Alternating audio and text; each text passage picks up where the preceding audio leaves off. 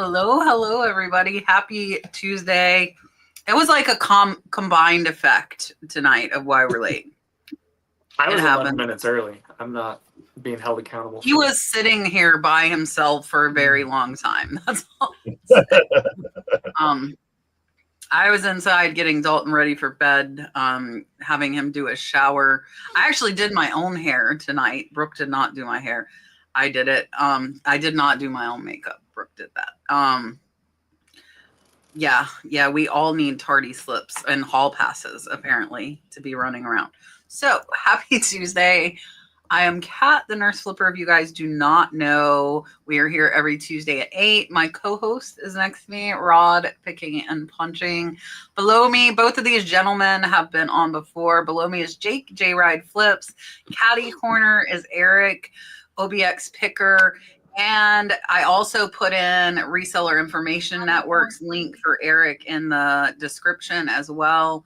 So I'm going to make these two guys below me big. He's gonna, do you see that? Thank you. I appreciate that. I'm gonna make them big, let them introduce themselves, and tell you where they can find you. I don't know where they can find you. Where you can find them. So here is Jake. Hey, I'm Jake. I go by JRide Flips here on social media. I think this is my 5th time on the show. I really love coming to these Tuesday nights and hanging out with everybody. So appreciate you being here. All right, perfect. Here is Eric. I can't remember how many times I've been on Kat's show or she's been on mine. We go way back. So back to when Kat was she was bigger than me always as far as YouTube, but I had like 200 subscribers, so we go way back.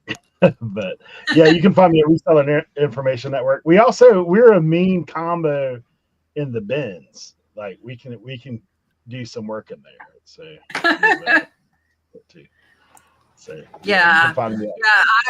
I knew Eric before I was monetized on YouTube. So before I had 1,000 subscribers, I knew Eric. So I've known Eric longer than anybody that's on the panel. Definitely for a long time. Is that when you had 1,000 subs? Very back in the day. Less than. Wow. He was right before that. We all were hanging out. She started the show. We started the show. We both were on each other's show. It was kind of, way back in the day. Yeah. So. Yeah. Brooke does my makeup. She definitely is good at the makeup. She put the tutorial on my Instagram if you want to look, because everybody kept asking. I need to read it and attempt to do it myself, but it's hard when she's here and I can just ask her. So. But she did put her foot down and make me do my own hair tonight. She's like, Mom, I don't have time for both. So I did that. All right. So get your questions in, get them in early. It's easier for us to see them if they're in all caps. So I know you might feel like you're yelling, but I promise you're not. That just helps us with so many people in the chat to be able to see them easier. So T Messer got in early at 3:30 and said, when I pull up a draft to edit, my description section is in HTML coding, and even the layout is different than my other account. This is happening on 2 separate phones with updated apps. Any clue why? And then I want to go back. She also put, it's not happening on my main account. We rebooted the phones too. I have to redo the whole description if I need to edit that part. It's only when I save it and reopen. So multiple accounts, but it's only happening on 2 of them, not the main one. So I don't know if it's happening to anybody else. Isn't there like a toggle button? I thought on the computer anyways, there's a toggle button for HTML or not. Yeah. Yeah, there is on the desktop, but that's weird that it's happening on the phone. Yeah, I don't know that I've ever seen that. When I first read it, I thought that was in a different language. So I'm of no help to you with that.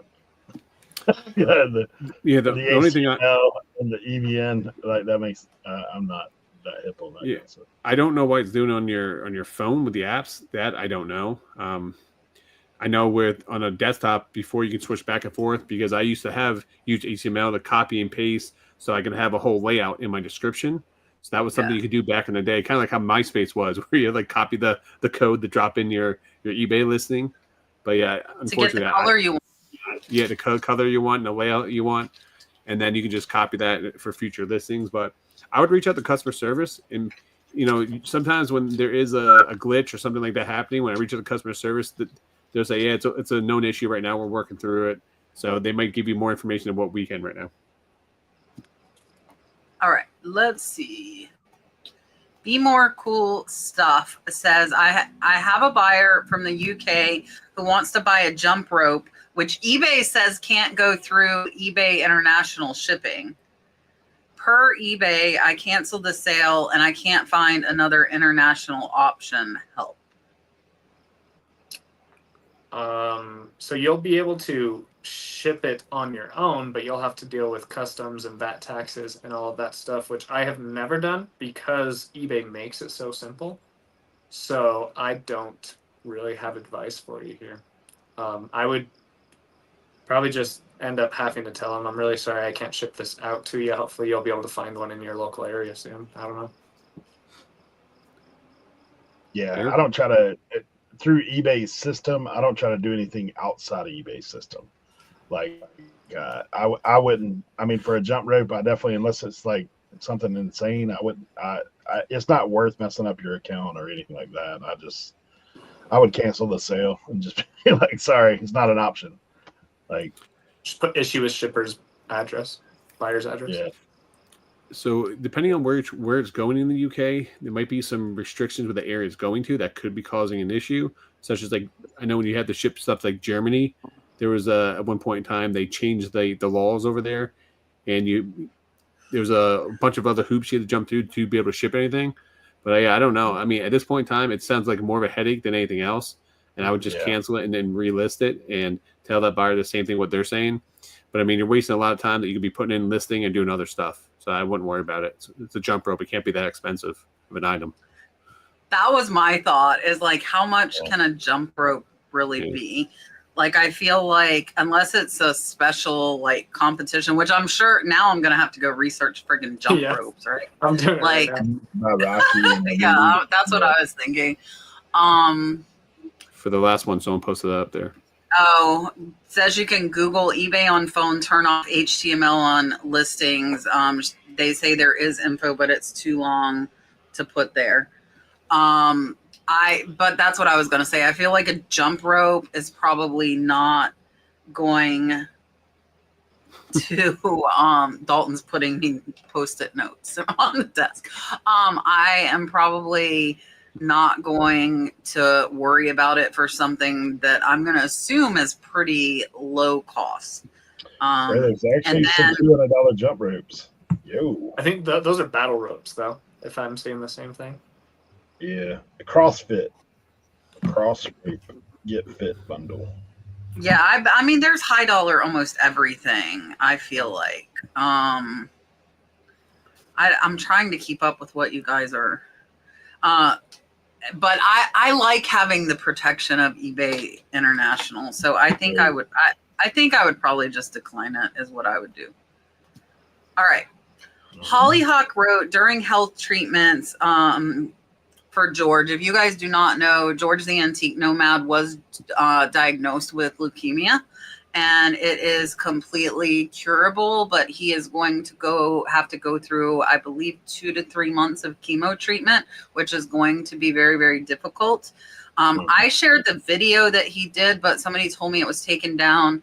I saw somebody else in the chat put that there is a GoFundMe. So we definitely can help. I don't know if somebody can either message me or Marsha on Instagram, the GoFundMe link, we can put that in the chat for you guys, unless one of my mods has it that can post the link. But definitely binge watching, thumbs up, comments, anything is going to help the channel for sure. I know George, I talked to George before he came out publicly with this, so I kind of have known a little bit about what's going on. And I know he was trying to get some videos kind of stockpiled before he started treatment in case he's unable to make videos. And it's hard for those of us making videos, because if something physically happens and we can't make videos, that's a lot of our income. So anything you guys can share, I am totally okay with that. But watching his videos, even going back and watching old videos, he'll get paid for you watching. So that can help as well. And there, Marcia just put in George's GoFundMe. So if you guys would like to help, definitely do that. And yeah, we can also, George's email is theantiquenomad@gmail.com. I'm sure he's not going to argue with direct PayPal payments as well. Okay, Marcia said the video is still up where he explained to everybody what exactly is going on. So definitely, if you are able, George is an amazing addition to the reselling community. He's an amazing person, and if we can help him, definitely do that. All right, Julie says a buyer asked me to overnight a $20 hat and they would pay. I'm in California, they're in New York City, and it was $80. Was this a scam? Not necessarily. For a $20 hat, that might be a little, I don't know. I overnight things all the time when people request it, but it usually is like car parts, like they need to fix something in their car for a customer. A lot of mechanics use eBay Motors. They're like, hey, can you overnight this? On a hat, it's possible that they were willing to pay $80, but what I would do is have them send you a prepaid label from FedEx or UPS or USPS, and then you can just input that into eBay. I just sold a power supply for a MRI machine on eBay, and they only lived 400 miles away from me, but they didn't want to risk it, so they sent me a prepaid UPS label, and we overnighted it, and it got to them. Don't do that, because you can actually lose your seller protection when you use someone else's label, by the way. So I don't know if you know that, but so as a seller, I did it though, for chairs once because they had like a commercial rate, and it was like hundreds of dollars. So, and they actually, I didn't use their label. They called FedEx and paid over the phone. So I still put in the tracking number. So I had my I felt like I was covered with putting the tracking number. No, I had a situation where someone wanted to. I had some high end stuff. They wanted to use a shipping label, and I called up eBay, and they said that if you use someone else's shipping, because you're not physically shipping, they can go in there, they can cancel the shipping, they can do. There's other things they can do, redirect the shipping, so you actually lose your seller protection if you use someone else's shipping label. So I mean, you can do it. I mean, a $20 hat. If they, at the end of the day, like if you lose $20, I lose $20. Not a big deal on that, but just be careful for high dollar items. What's up? Yeah, I was gonna say what I do is if someone asks me to overnight anything, I go in and edit my listing, and I give that as an option for shipping, so they can choose it themselves. They can pay for it. I can ship it. That's what I do. Yes. Sometimes people will purchase it and then ask you to overnight it after. So then what do? Do you just create a new listing for them and just tell them to repurchase it? Okay. So repurchase. Yeah. That's, I mean, I know that's before I change it. Like I change it to that as the only option. And I did that, but please know, and please tell your buyers, because the last one I had was a $20 shirt. It cost more than that for overnight shipping. Mm-hmm. It was for somebody's, celebration of life is what they wanted the item for, and it did not make it in time. USPS will not guarantee, and they will refund the shipping. If it's not there on time, they will give you back that overnight shipping fee very easily. But they will not guarantee it. So I make sure to tell my buyers, like, yes, they have overnight, but they still do not guarantee. But if it doesn't get there, you'll get a refund on the shipping. And I actually asked my buyer because they said it didn't get there. And I said, would you like me to file a claim to get the postage back? And they never answered me, but I can imagine what they're going through with what they told me it was for, I would say depending on where the location is in the US, if it's like Miami, if it's New York or California, like LA, stuff like that, people don't care when it comes to money for certain things. So they may need it for a photo shoot. They may need it for a special event they're doing. They may need it for a sporting event, TV show. Yeah. So I've had people reach out to me and needed me to overnight stuff. And I've overnighted 8 cases of bobbleheads to Alabama they were Alabama like mascots for a TV commercial for like one of the car companies, Toyota or something like that. They're gonna put the mascot for an Alabama dealership, and it was for like the SEC or something like that. So like I've done stuff like that before, but it's not. I don't think it would be a scam. I just think they probably just it's $80 and they live in New York. I think it's weird. Like if you need it overnighted, why would you wait to ask after you already purchased it? Like if I need it tomorrow, you know what I'm saying? Like So, for me, I just kind of worried. I would say I do a lot of like conventions where I used to go to like celebrities and get stuff signed, and sometimes there's last minute things that pop up, and the only way to get it in time is to have it overnighted. So there's situations that do that. I wouldn't think it's a scam though. I just make sure you get your money before you do it. Yep. Yeah. We got a super chat. Silver Hair Stacker Todd wants to know, did anybody else get a message to update their account today? And answer in the chat too. I know what this is for. I didn't. I don't know. So it is the action required. Update your information for the Informed Consumer Act compliance. So I got one from Golden Auction House today. I got one from eBay today. I've got one from Stripe. I've got one from multiple different platforms. Where did they come to? Because I haven't seen any. They were sent. I got one today at 12:22 from eBay saying that you just need to update your information for the. You may have done it. So at the end of last year, you're supposed to update all your information for the Information Consumer Act. If you didn't do that, that's when remember like Rockstar Flipper came out with the video that you're gonna get fined $500 a day at one point in time, because they were going to fine people for not updating it, and then the government kept going back and forth flip-flopping if they were going to put in play and not put it in play. So you just have to update all your information. The whole purpose is to avoid offshore accounts and when people trying to like put money, do fraud with money and other stuff. It's kind of why they're doing it right now for businesses. So you have to just put all your information in there. It literally takes like a minute to do it. It's just a pain in the butt that you guys have to do that. So if you guys get the email, it's not a scam. Just don't click through your email. Anytime you get an email like that, actually log on to the actual app or log on to eBay. When you go to your My eBay, you'll see it pop up on top of your screen that says you need to update your account, and you just have to follow the steps and put the information in there. All right. Hold on, Mommy's got to give Todd a super chat. Let's give him, do you want to do the whale or the octopus? Oh, by the way, the deadline's the 17th of May if you haven't done it. So. Okay, well, hurry up and pick one. The kitty cat. Okay, Dalton says you get the cat. Here we go.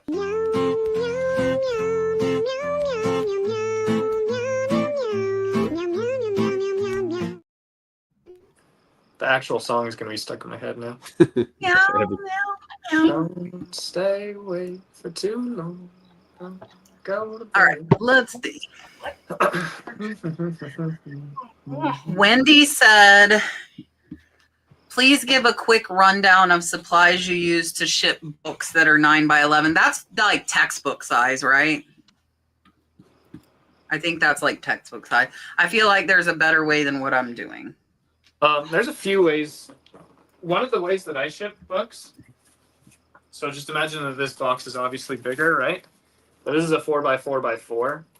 Instead of like bending it down, I'll just put a book in it like this and then just tape up all along the edges. It's really great for books and comics and things like that. I do similar to that and put it in a plastic bag, or you can always buy a 10x12 box and cut it down. Yeah. It's like if you got a 9-inch by 11-inch. Yeah. I mean, it depends on how thick your book is. Like, to be honest. So I use 2 different boxes to ship my books in, and I use a record box if I have like a big book or oversized magazine. Works great. Yep. And then I also use the Gemini Mail comic book boxes. I tell you guys all the time, they're great, man. So I buy them in bulk. I usually buy like 135 at a time because they come out to like 60, 70 cents or 80 cents a piece, whatever they are. But they work for graphic novels. They work for comic books. They work for magazines.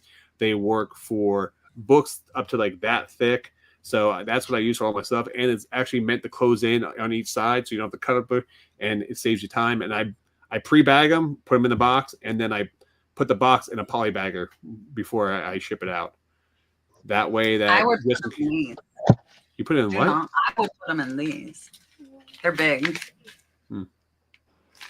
But I don't sell a lot of, like, I really don't sell a lot of books, like very, very rarely. So I would probably put them in a poly and then put them in there. If they were expensive, I'd throw them in a box, but I don't do a ton of books. All right, let's see. What's your favorite tips or tricks for a first-time private pick? You weren't the person who commented this on the Trash to Cash Facebook group, did you? I saw someone has their first private pick and they were looking for tips. So I have a video here on YouTube called like psychological tips at yard sales or garage sales, something like that. And those were the tips that I would use. When you're going, you want to find a few very cheap items and ask them right off the bat how much they are. So that way, you know, like you find a CD and they're like, oh, 10 cents or $1 or 50 cents or whatever it is. You can kind of gauge where they're at. And if it's a super low price, then you can say yes. And there's a whole lot of psychology behind the yes momentum. So you just want to get prices as you're going and then make a bundle and then try to make a bundle price at the end for everything. So just a few tips. This is Kristen. Man, Kristen came in RIN when she first started reselling. I've actually met her in person. I do things a lot different than normal people about stuff. Like I have all kinds of little things that I employ. What I like to find out is what's the most valuable thing there to them. I oftentimes do that, like because they'll talk about the stuff that they really are into. Mm-hmm. Those are the things that they're precious to them, whatever that looks like. Now, there's a few different ways to do this. If it's somebody you know, depending on your level of knowing them, you might already have an idea of what you're going to pay. If it's somebody like, you know, I would just find out, get some clear things. The reason I find out what's most valuable to them is because I want to hear a price on that. I want to know what that is. But like I do some reverse psychology too. Like I usually make a pile. Is it okay if I make a pile? I usually find one of those most valuable things to them and put it in the pile. Then I find out the price of that item. How much would you do for all this? And then, but I want to know what the price of that item is. And a lot of times, like I've done weird things. Like they'll say, well, man, I'd have to sell that for $200. But they've told me they'll only take $250 for everything because this is worth $200. And a lot of times I'll be like, oh, well, I don't want that. So 50's good on the rest, like some stuff like that. I do weird things like that all the time. It's a very good tactic. Not normal people do, but just find out, you know, I mean, you want an idea where you're at with things before you start making a pile. I usually do say, hey, are we going to do this piece by piece or could I just make a big pile? You've obviously got a lot of stuff here that you're trying to get rid of. You know, for me, I give them clear expectations. If I'm going to take a lot of it, then the price is going to have to be lower. If I'm going to take one or two pieces and cherry pick you, then the price will be, you know, obviously I know I got to pay up. So I specialize in private picks. That's something I've done. I've spent in the last 2 months, I've spent over $25,000 in private picks. So you guys are going to see some really cool videos coming out on that. So a couple different ways to do it. Right. The one is if I have to travel to private pick, I need pictures.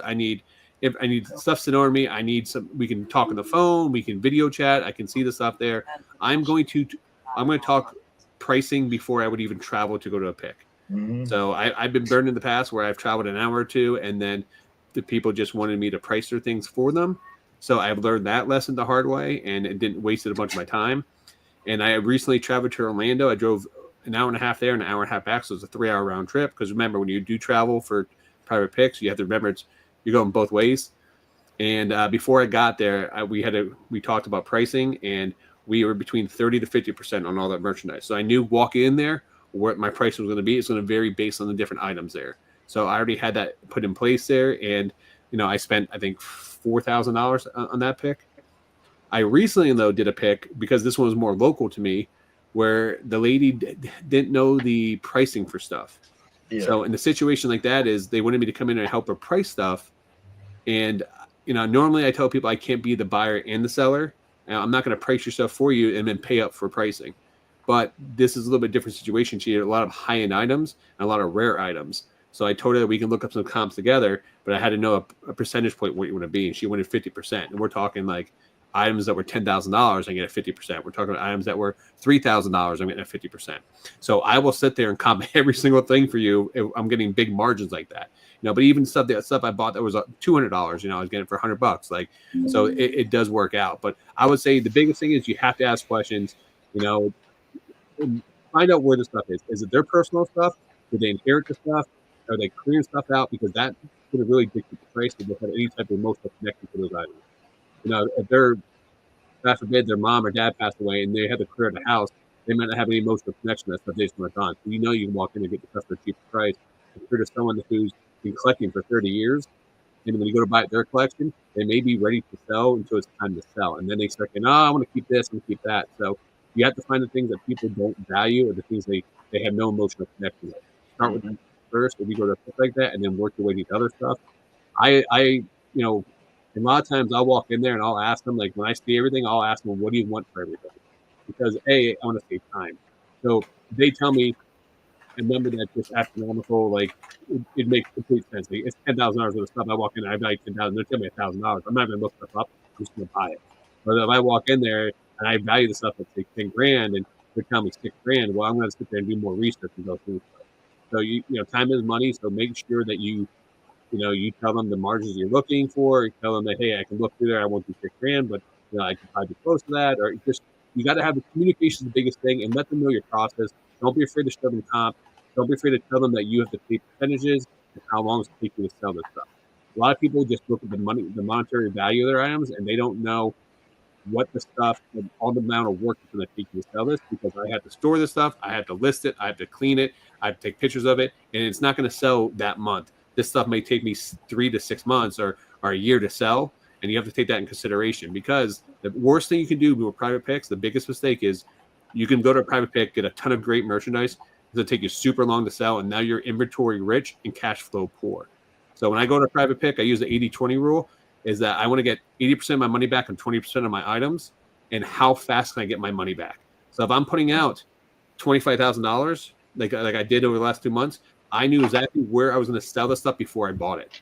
I already had a contact with Golden Auction House. I was sending certain things there. That was going up for auction. I would have that money by the end of the month. I knew that I was sending stuff to eBay, and I knew that money was going to sell. That stuff's going to sell super quick. So also consider that. So before you go to a private pick and you buy stuff at a private pick, don't buy because it's a good deal. Buy it where you already know you're going to sell it. Yeah, and I don't do a ton of private picks. I've only done like 2 or 3. One was a complete waste. I learned my lesson as well. I drove to Birmingham, Alabama, and it was a total bust.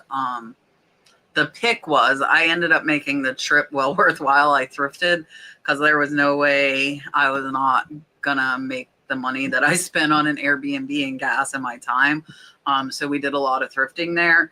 But somebody sent me pictures and said, oh, I have a ton of stuff like this. And really all they had was what they sent me pictures of. And it was a complete waste of time. And like, we weren't really on like price point either. It was just a horrible experience. And then another was my mom's friend. So with that, like with her being close with my mom's friend, I always try and have people tell me a price first. That wasn't far. It was like 15 minutes. So when it's close, I don't mind driving. Yeah. And so I just kind of went through, she was downsizing from a house to an RV.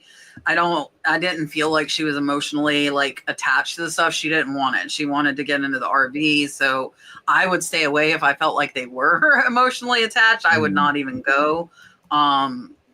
And so with that one, I set stuff aside. I let her say a price. I ended up paying it because it was very good. And then a couple of the pieces, once I got home and researched, ended up being worth a lot more. And I actually sent a check with my mom and gave her more money because it was way more valuable than I anticipated. And she actually watches me. So like she's watching my what solds and seeing like her stuff. I would have done it anyways. And then the last one was actually a patient of mine when I was a nurse, because I love reselling. So like, even when I was a nurse, I would like talk to people about it. And it's really good, like, to do from home, you know, so if people have difficulty getting places, it is good.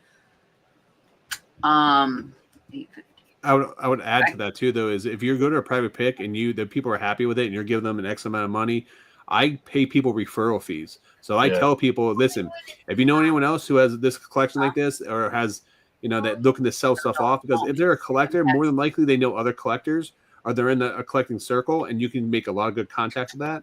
If you guys ever see my Disney buys, that was from going to one yard sale. I made contacts with them, came back for a private pick. I went back there 2 or 3 times for a private pick. They turned me on to their friend who had it just as big a Disney collection, and I bought all that stuff as well. So like that, my entire year of my Disney year was just because I went to one private pick. I gave them I bought them dinner as a referral.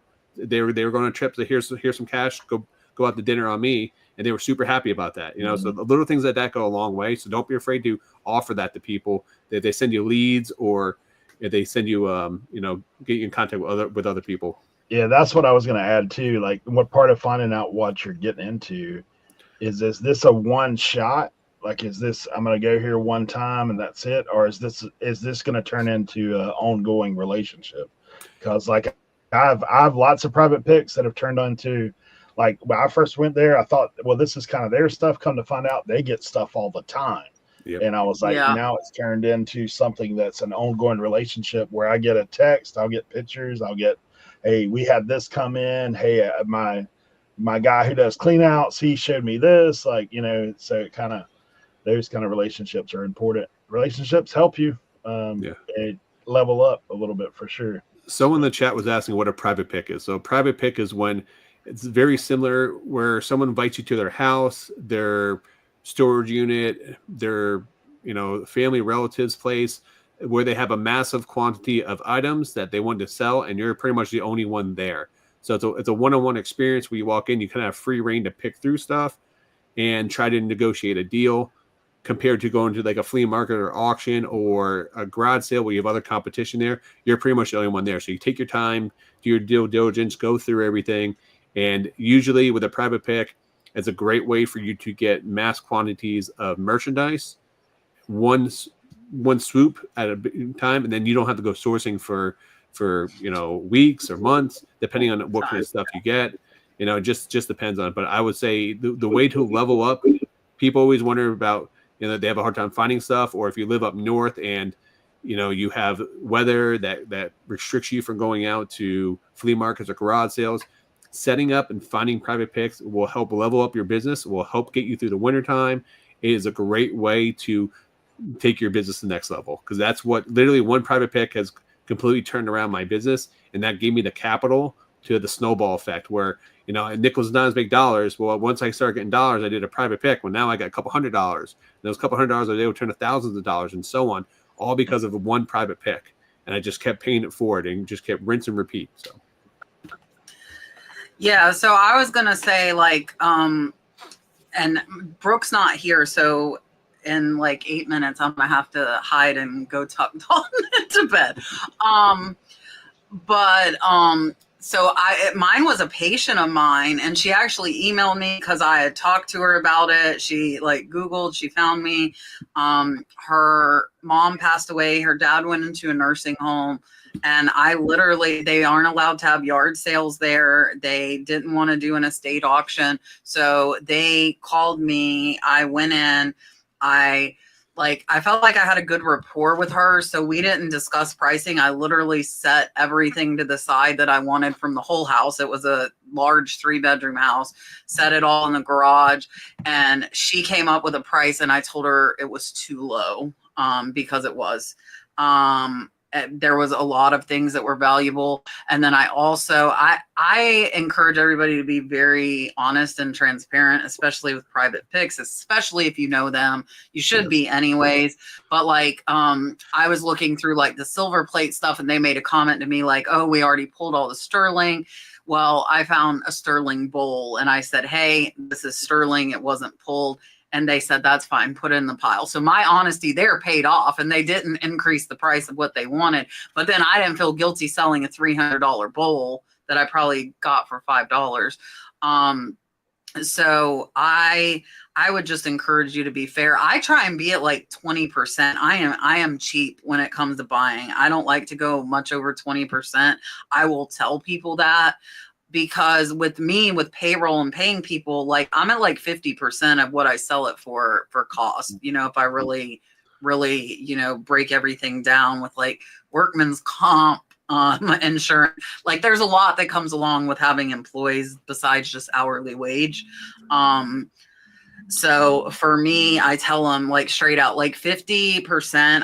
I'm unless it's, you know, like Rod was saying, but I don't want to pay 50% on a $10,000 item. I might consign it, you know. But here's the thing. There.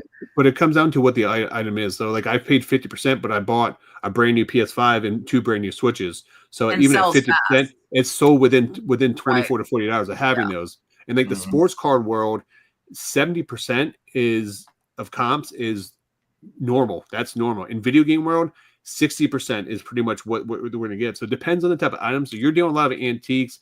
You're dealing with a lot of that type of stuff. I'm dealing with a lot of one-offs that sits there. That's like different. My video today, like half of the stuff took a year to sell. Yeah. And there was a surprising part. I'm not going to give it away. You'll have to watch my video tomorrow. But there was a very surprising point in this week's. But yeah, so definitely I like Rod's referral idea. I'm not much of a talker and a relationship building person. I think I've said this over and over. That's why I like my estate sales so much. I don't know. I don't go to the garage sales. Like if it's like my mom's friends, stuff like that, I do tell everybody what I do, but I just don't come across a lot of private pics. That doesn't happen for me. I was just up in Virginia and Eric was with me and I lined up a private pic for us while we were up there. But I told the guy before I even got there, I said, hey, this is what can I bring my friends with me? Can we do this? I was like, what percentages are going to get? I lined up. I knew all that stuff before going in there, that he knew that we were going to go in there and we weren't going to pay a lot for these items. And it worked out. We had 8 or 10 people there, and everyone walked away with different stuff. But I just want to leave one last thing. Rod just like me though. He asks everywhere. He's like me. Like we both, if we're at a sale, like, and you see something that, like for me, if I roll up, like that when I was doing a lot of hats, like if I rolled up and we're at the farm and old boy's got an old hat on there, I'm like, hey man, do you have any old hats you're looking to get rid of? Or I know video games, people always ask that, like t-shirts. Like, I mean, Rod, you scored all those death metal shirts just from asking a question. Yep. Got multiple video game pickups. Like it's just, but this is the biggest piece of advice I can give to you guys out there. And if you guys want to get private pics, for the love of God, stop giving people your phone number. Stop giving people your business card. Stop doing that, because how many times have you given somebody your business card, your phone number, hoping that they're going to call you back and they do not call you? Never. This is what you do. Have you ever done sales? Yeah, exactly. Yeah. A lot of stuff that you say has the sales psychology. Yeah, a lot of it does. But I would say when I'm out of pics, what I tell people, what I tell people is like, hey, if you have this stuff, let me give you my phone number. Let me text you my phone number so you have it. So if you do find it later on, you can message me. Not gonna happen. But that allows me to get their phone number by doing that. I say, hey, confirm you got that. And then I follow up with them. I don't wait for them to follow up with me. Yeah. I'll send them a thank you message. I'll reach out to them later on that day. I'll reach out to them, the next day, a week or two later. I have people on my phone that I still reach out to from 2 or 3 months ago because they said they're going to get around to getting it. And that works so much better than giving people your business card, giving people that. So. Listen, okay, Kevin's in the house. I have to tell you what happened at Junk in the Trunk on Saturday. And I, like you guys normally know, like me, if it's a good price, I just pay it. That's me. But I don't know why I felt like bargaining all day Saturday at Junk in the Trunk. And so somebody had, I think, like 20 plus Harley shirts. Okay. Pretty decent condition. He had them for $2. I tried to get him cheaper and he said, how much are you going to resell these? But he called me out and I'm like, okay, dude, like take my money. Here you go. And he was cool about it, but he like totally, I'm like, that's what I get. I did get deals on quite a bit of other stuff though, but I thought of Kevin when I did that because they were already $2 a piece. They were really cheap. And but I was like, I like the game.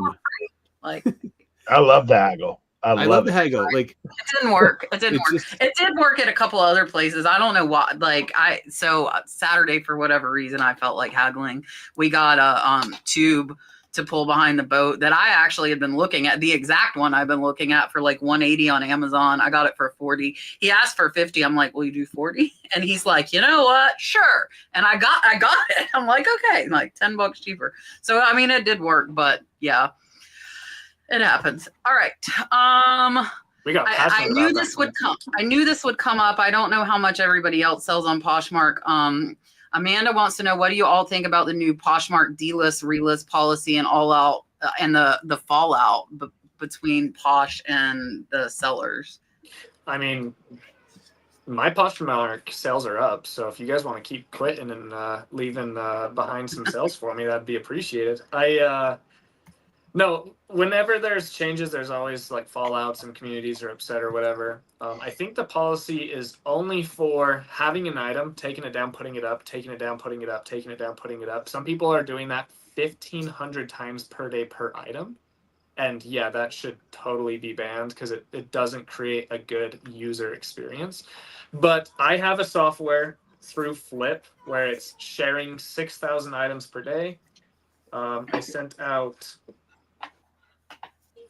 2,343 offers today, and I followed 2,500 people, and my account is not in any sort of suspension or fault or anything. You just So they said can't keep there's listing some over and over glitch, and over. is what I was told. So the delist relist, like there's a glitch and people are getting kicked off or banned for just delisting. Like, so say the item sold on eBay, so you pulled it.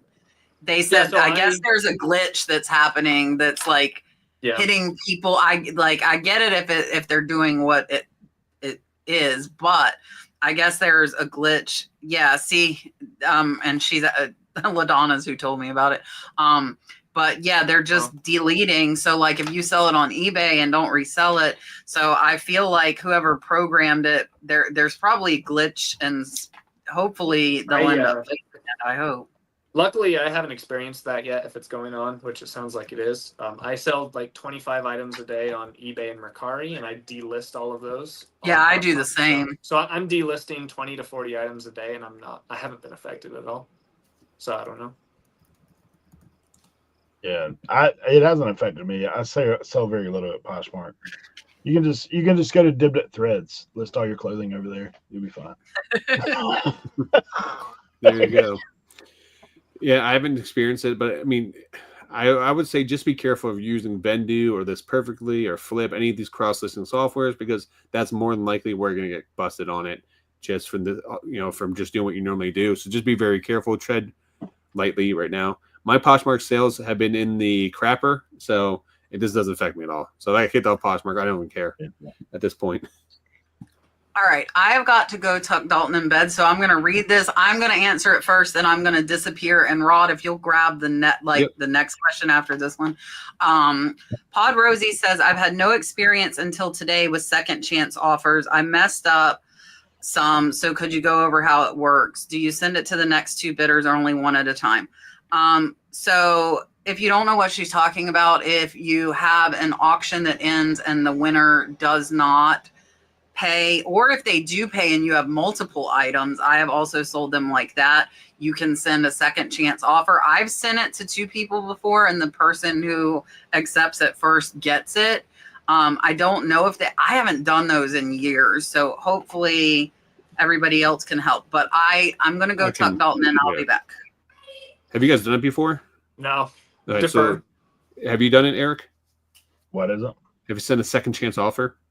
No, I've not. I've had it happen before where the guy never paid the first one and it went out, but I don't really know how it works, to be honest. All right, so this mostly happens when you run an auction. So when you run an auction, if the person does not pay for the auction, there's a feature when you click in there, when you look at the bidding history, you can actually have an option to send an offer to the second chance seller. So what that means is you click the button and it actually allows you to click every single offer that you want to send it to. So I normally only send it to maybe like the top bidder in there, because there may be those two guys may have been bidding from like say 250 to 300. Yeah. So that one is going to be the next guy there, and then the one below that's going to be like maybe 40 or 50 bucks lower than that. Yeah. So you can also do that too if you have multi-quantity. If you run an auction too, and let's just say you have multiples. So let's just say I put one item up for sale and I have multiples of it, and I send it, and the person doesn't pay. I can send a second chance offer to all the other bidders on there and sell 3 different items. So there's another option with that. It doesn't happen very often. It's more or less if you run auctions, so that wouldn't be really big. I've only had it happen one time, and I want to say that it was like an auto, like I could choose to do that or not. And then, yeah, I don't remember. But most of the time, I mean, unless the item sold for a ridiculous amount of money, a lot of times I'll just relist it because it gives me a second chance to actually try to sell the item at a higher amount, especially if it's sold for a lower amount. So it just depends. If it was a high sale, then I would send a second chance offer out. But yeah, unfortunately, sorry that happened to you. It sucks when it does, but it's part of eBay, playing the game. All right, question for JRide here. How are you, and what did you find this week? I'm doing great, Chad. Did you Thanks pay for him asking. to say that? No, but he also just gave us. I know, I saw that. Gave a super chat as well. That's why I said that. So. Dude, so I actually, hopefully Chad's still in here. I literally just put in the chat, I sing purchase shipping label in your voice in my head all day long. For those of you guys who haven't subscribed to Wolfman's Goodies yet on YouTube, he does what sold videos every single day. And whenever he sells something, he'll print the label off live and he'll sing purchase shipping label. And so I hear that in my head all day long. But I found some really good stuff this week. I went to yard sale season has finally kicked off where I live. It's finally like in the 70s during the day on Saturdays. So we're getting a lot of really good stuff. I got a ton of like pocket knives and Tootsie Toy die cast cars from the 30s and 40s and 50s. So it was a good week. Nice. Answer Lucas's question real fast. To send a second chance offer, I've only done it from the desktop. I've not done it from your phone. So you actually have to go on the desktop. You have to click on bidding history, and then you should be able to send a second chance offer from there. All right, Kat, we got 3 super chats, so I was waiting for you to get back here before we do one. There you go. All right. Wolfman's Goodie said, Jake is an awesome reseller, and you are too. I love y'all. Sing purchase shipping label. And what have you found lately, Eric? What have I found? I just came back from 100 miles, so I found a carload of stuff. I'll give you a couple highlights. For me, that jersey hanging right there, that's a Bo Jackson Auburn University jersey. It's not worth a ton, but it's cool. Like, you know, sometimes you find things that are just cool. I found a Model T odometer, which weighs about 15 pounds. That's just a cool item that I found. And I bought a bunch of nail guns. So that's the highlight. And there's a bunch of other stuff that, you know, CDs and T-shirts and comic books and you name it. Like a lot of cool stuff. We had a crazy time picking through the 100-mile sale up in Virginia. So, yeah. All right, I'm gonna do the original. Here you go. Super chat. That one's so old. That's a 5-year-old super chat. 4 years. Yeah, that's a throwback there.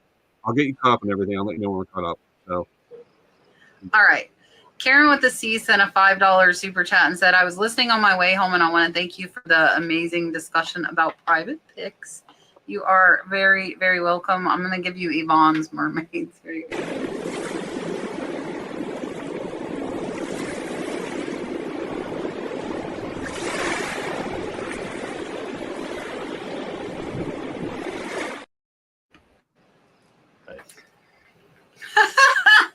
Oh, wow. Well, then.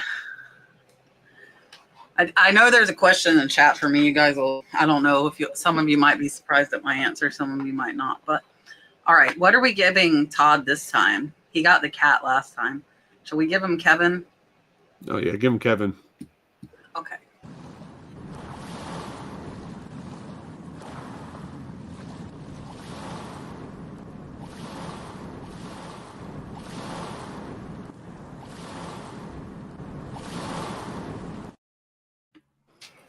It's all the blue accessories for me. Everything about the mermaid is blue.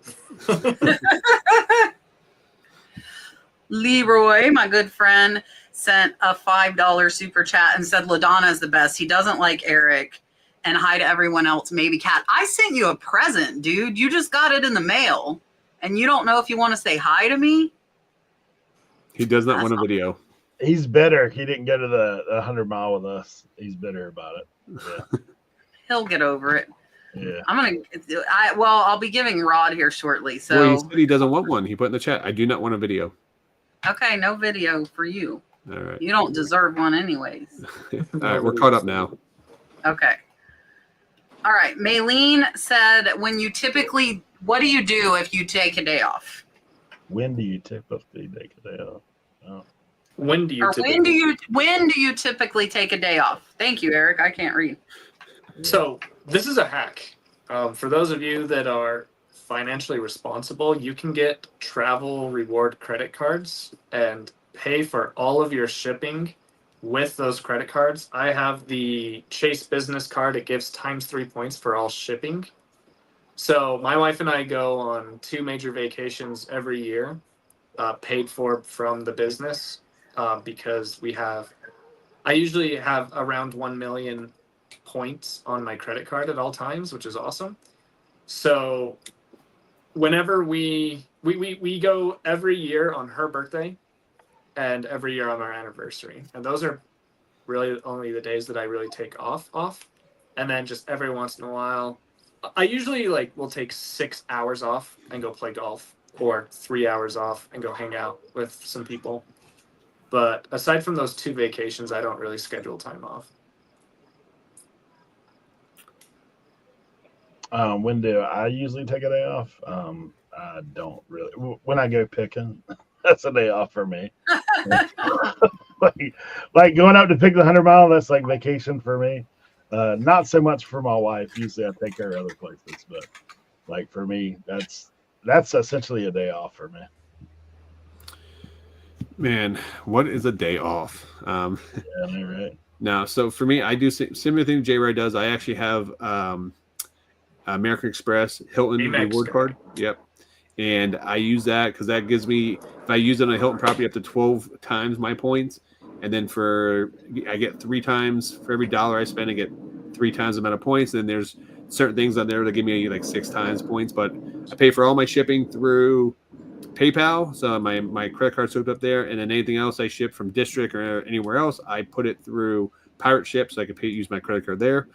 And I have a ton of points. So typically, if I take a day off, it's when my wife has off. My wife works as an RN nurse, so my days off will vary. Even the days that she is off, I'll still probably work because I get up early and I work in the morning. But I enjoy what I do. So I get bored when I have a day off.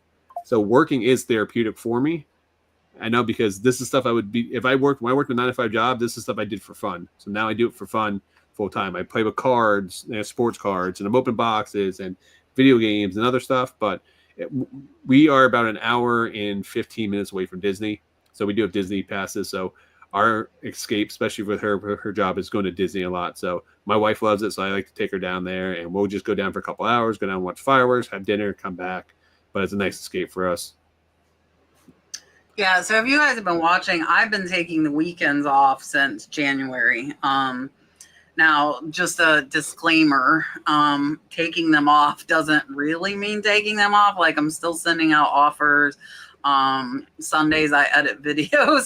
So a full day off is pretty rare. But I used to work like all day Saturday, all day Sunday. Now, like every Sunday, for the last probably 2 months, we go out on the boat.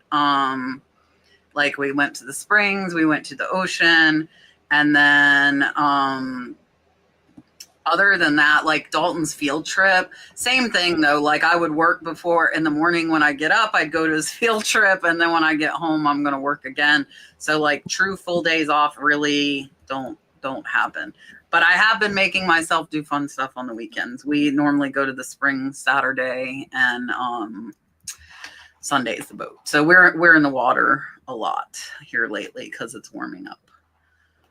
All right. Silver Lining Life says, I've never done a highway sale, but I'm going to do the 147 sale this year. Any tips for a first timer?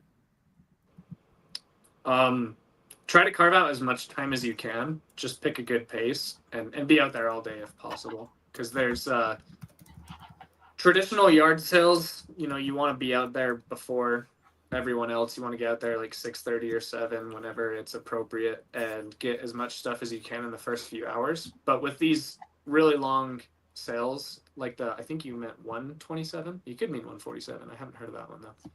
But there's just good stuff all day, every day. So just plan accordingly to have a lot of time to actually do some sourcing because you can get a lot of really good stuff. Yeah, I would say too, it depends on what you pick. If you are into more vintage antiques, the fields may be a good place to be. A lot of times the fields, depending on where you're at, like if it is truly 127, there is legit vendor fields that you're not going to find any yard sale folks. You're going to find antique mall guys that are out there getting high dollar for stuff. If you are, I like to, especially on the long ones, I like to chase signs a lot of times. I like to go off the road and away from where everybody else is. And you know, if you've been to flea markets before, you can kind of spot things. You know, hey, there's Dollar General guy. Hey, there's, you know, antique mall guy. Hey, this guy is the clean out guy. He's got just boxes of stuff on the ground out there. I like clean out guys because I like to dig. Also, and I know if you catch people setting up, sometimes there's some timing involved. For me, the first day I like to go early because a lot of people they've traveled, they've spent money, they want to get some money back when they first get there. And then secondly, towards the end, like on the way home on Saturday, it's looking like rain. You can go buy all that stuff that was high priced the first time you came around, might be a little cheaper. So that's my little takes. I've gone to a lot of highway sales. So someone in chat asked what a highway sale is. Throughout the country, if you Google highway sale in your state, you'll probably find them. And what it is it's almost like a country-wide sale, and that could be from your different counties. Like that, like for example, the 127 goes through 6 states. It's 550 miles long. We were in Virginia for one that was 100 miles. So it's a 100-mile stretch where people set up in school parking lots, churches, empty fields on the side of the road. There's garage sales. There's fields set up with 20 to 30 vendors in it. Some fields will be a car wash set up with 4 vendors in it. Some places will have 50 vendors. Like it just varies. We call those tent cities where people, they get tents and they set up tents there. That's also a common name for it too. But the best tips for you is if you can do every single day of the highway sales, the best way to maximize your time there. Not everyone has that flexibility of freedom.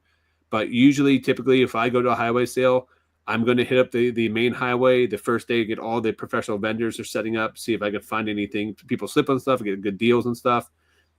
Usually the people that are weekend warriors will set up, say sometimes like a Thursday, Friday, Saturday sale. Your weekend warrior may just set up on Saturday or Friday or Saturday only. Some of the highway sales go from Wednesday to Sunday. It just depends on where you are. But I like to hit up the main strip the first day or two. And then from there, usually towards the end of the weekend where all the regular people that work day jobs are going to the main strip, I like to hit, like Eric said, hit the area that is less traveled, find the yard sale signs off the beaten path.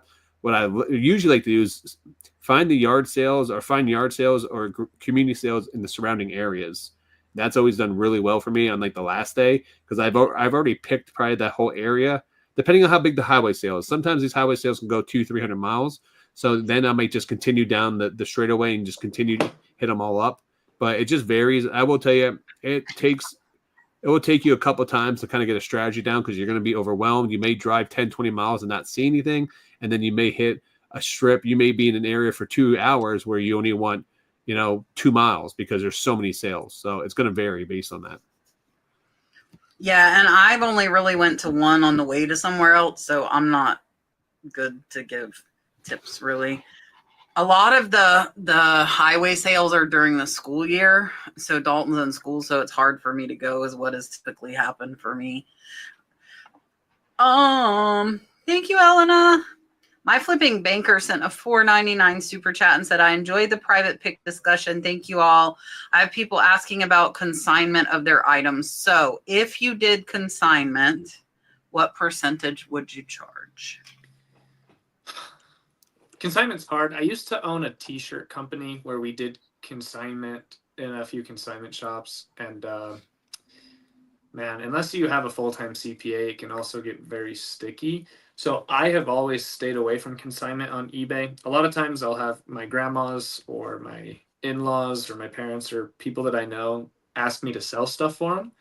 And if it's $100, then I'll just say, I'll just buy it off of you right now for 30 if that sounds good. And then I'm gonna sell it and pay taxes on it and do the whole thing.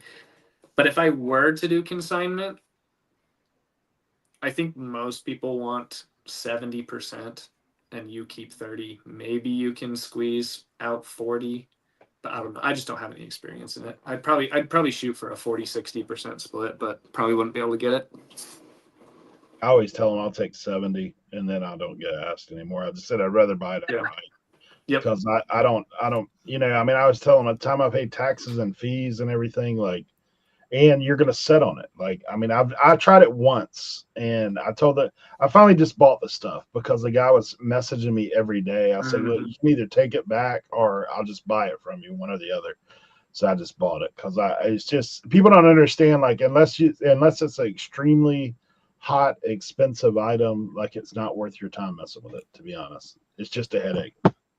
I have done consignment in the past, and it's the biggest pain in the butt because, you know, just like Jake said, like it's a nightmare. You might hold people's stuff for months at a time, for a year. You know, you're trying to get the most amount of money because then you get a higher percentage from it, but then it just sits around and becomes, I'd rather just buy it directly out. And then since that point, I was always been against consignment, but I will tell you, I've changed my mind.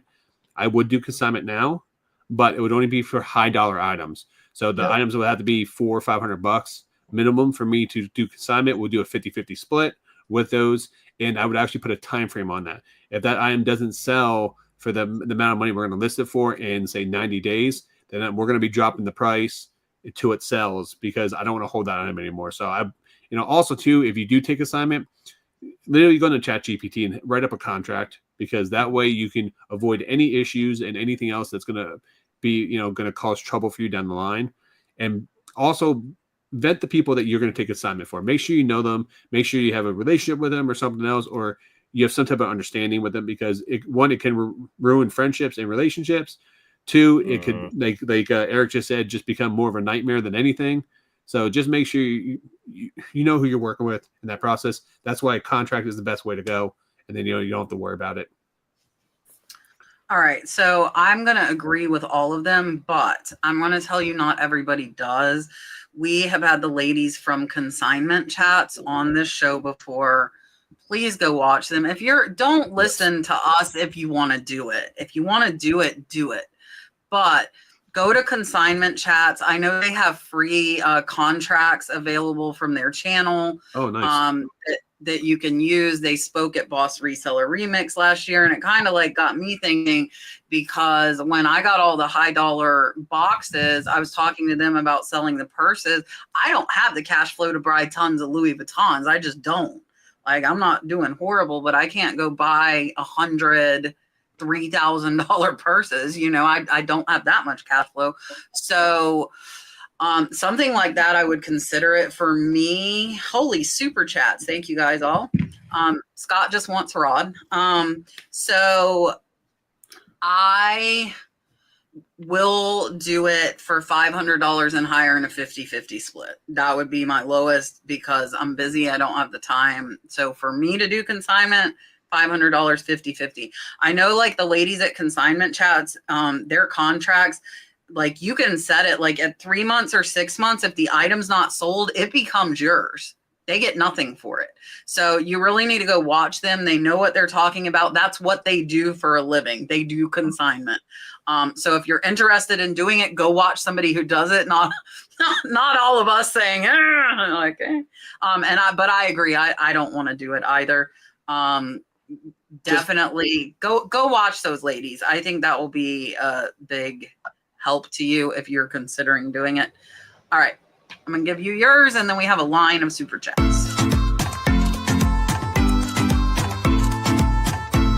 I got it. He's so little there. Like tea tiny. All right. Let me see. What else do we got? Hold on. That was my flipping banker. Miss Sohila sent a $9.99 super chat. Thank you so much. Let's do the eagle. I like the eagle one.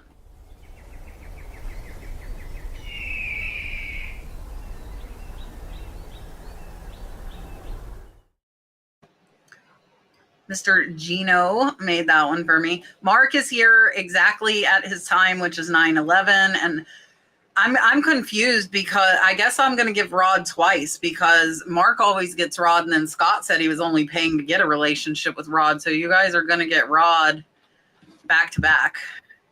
So here's Rod for Mark. Thank you guys for watching. Please make sure you like and subscribe.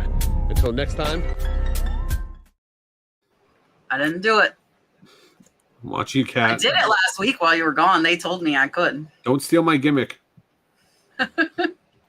All right.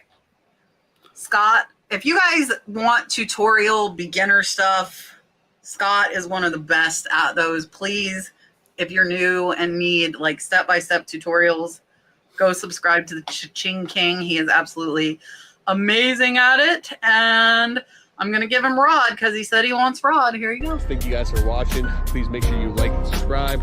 Until next time. So very crazy. Hard not to do that twice. That's in front of my house there, and it's so crazy that like that's when I was building my new house, and then the whole street behind me now is like completely packed, like just built up. And so when I see that, I'm like, oh man. All right, this is a question I said you guys might like be shocked at my answer. So Maylene says I'm blooming and I'm in love. I'm going to say I am not. Am I going to invite you all to the wedding? I will never get remarried. Quote me on it, do whatever. If you do not know me, that was my third marriage. I will not do it again. And my boyfriend does not believe in marriage, so we are good to go on that. Now, commitment, even wearing rings, I'm good with, but I don't need a piece of paper, especially in Florida. So with my situation, I like my net worth and I don't want to share it. That's the bottom line, as shallow as that might sound. But yeah, so we're good. I have been seeing Corey since January, since the beginning of the year, and we just put a name on it last week. I am going slow. We are you have not the DTR, determine the relationship. We are not going fast. But yeah, but I do not plan on ever. Yeah, if I do, call me out, but I do not plan on it. Kat, when you do and you change your mind, we're gonna add another membership level to your channel. It's the Kat wedding. Come to the reception, come to the wedding. It'll be $99.99 a month for the month. You guys could all join Kat at her wedding. The Cat. I don't want to say like I don't like him. Like I do like him a lot, but I do not feel in love like that. At slow, like snail's pace for me right now. Snail's pace. Clever Finds says, do you guys have a recommended time of the day to send out your offers? I have a tendency to send them out as soon as I can. Yep, that's what I do. And I don't have like a wait for a certain time to pass for all my items. If I list something, even things that, like I just sold something the other day that had 12 listed, 48 sold, and I sold it on an offer 15 minutes after I listed it. So I send out 15% off offers every single chance that I get. I have noticed on Mercari especially, because Flip just barely got a new feature to where you can send offers on Mercari, which is really awesome. I have noticed that when I send those in the evening, they perform better on Mercari than when I sell them in the morning, but don't have a ton of data behind it. And I'm going to send those offers right now.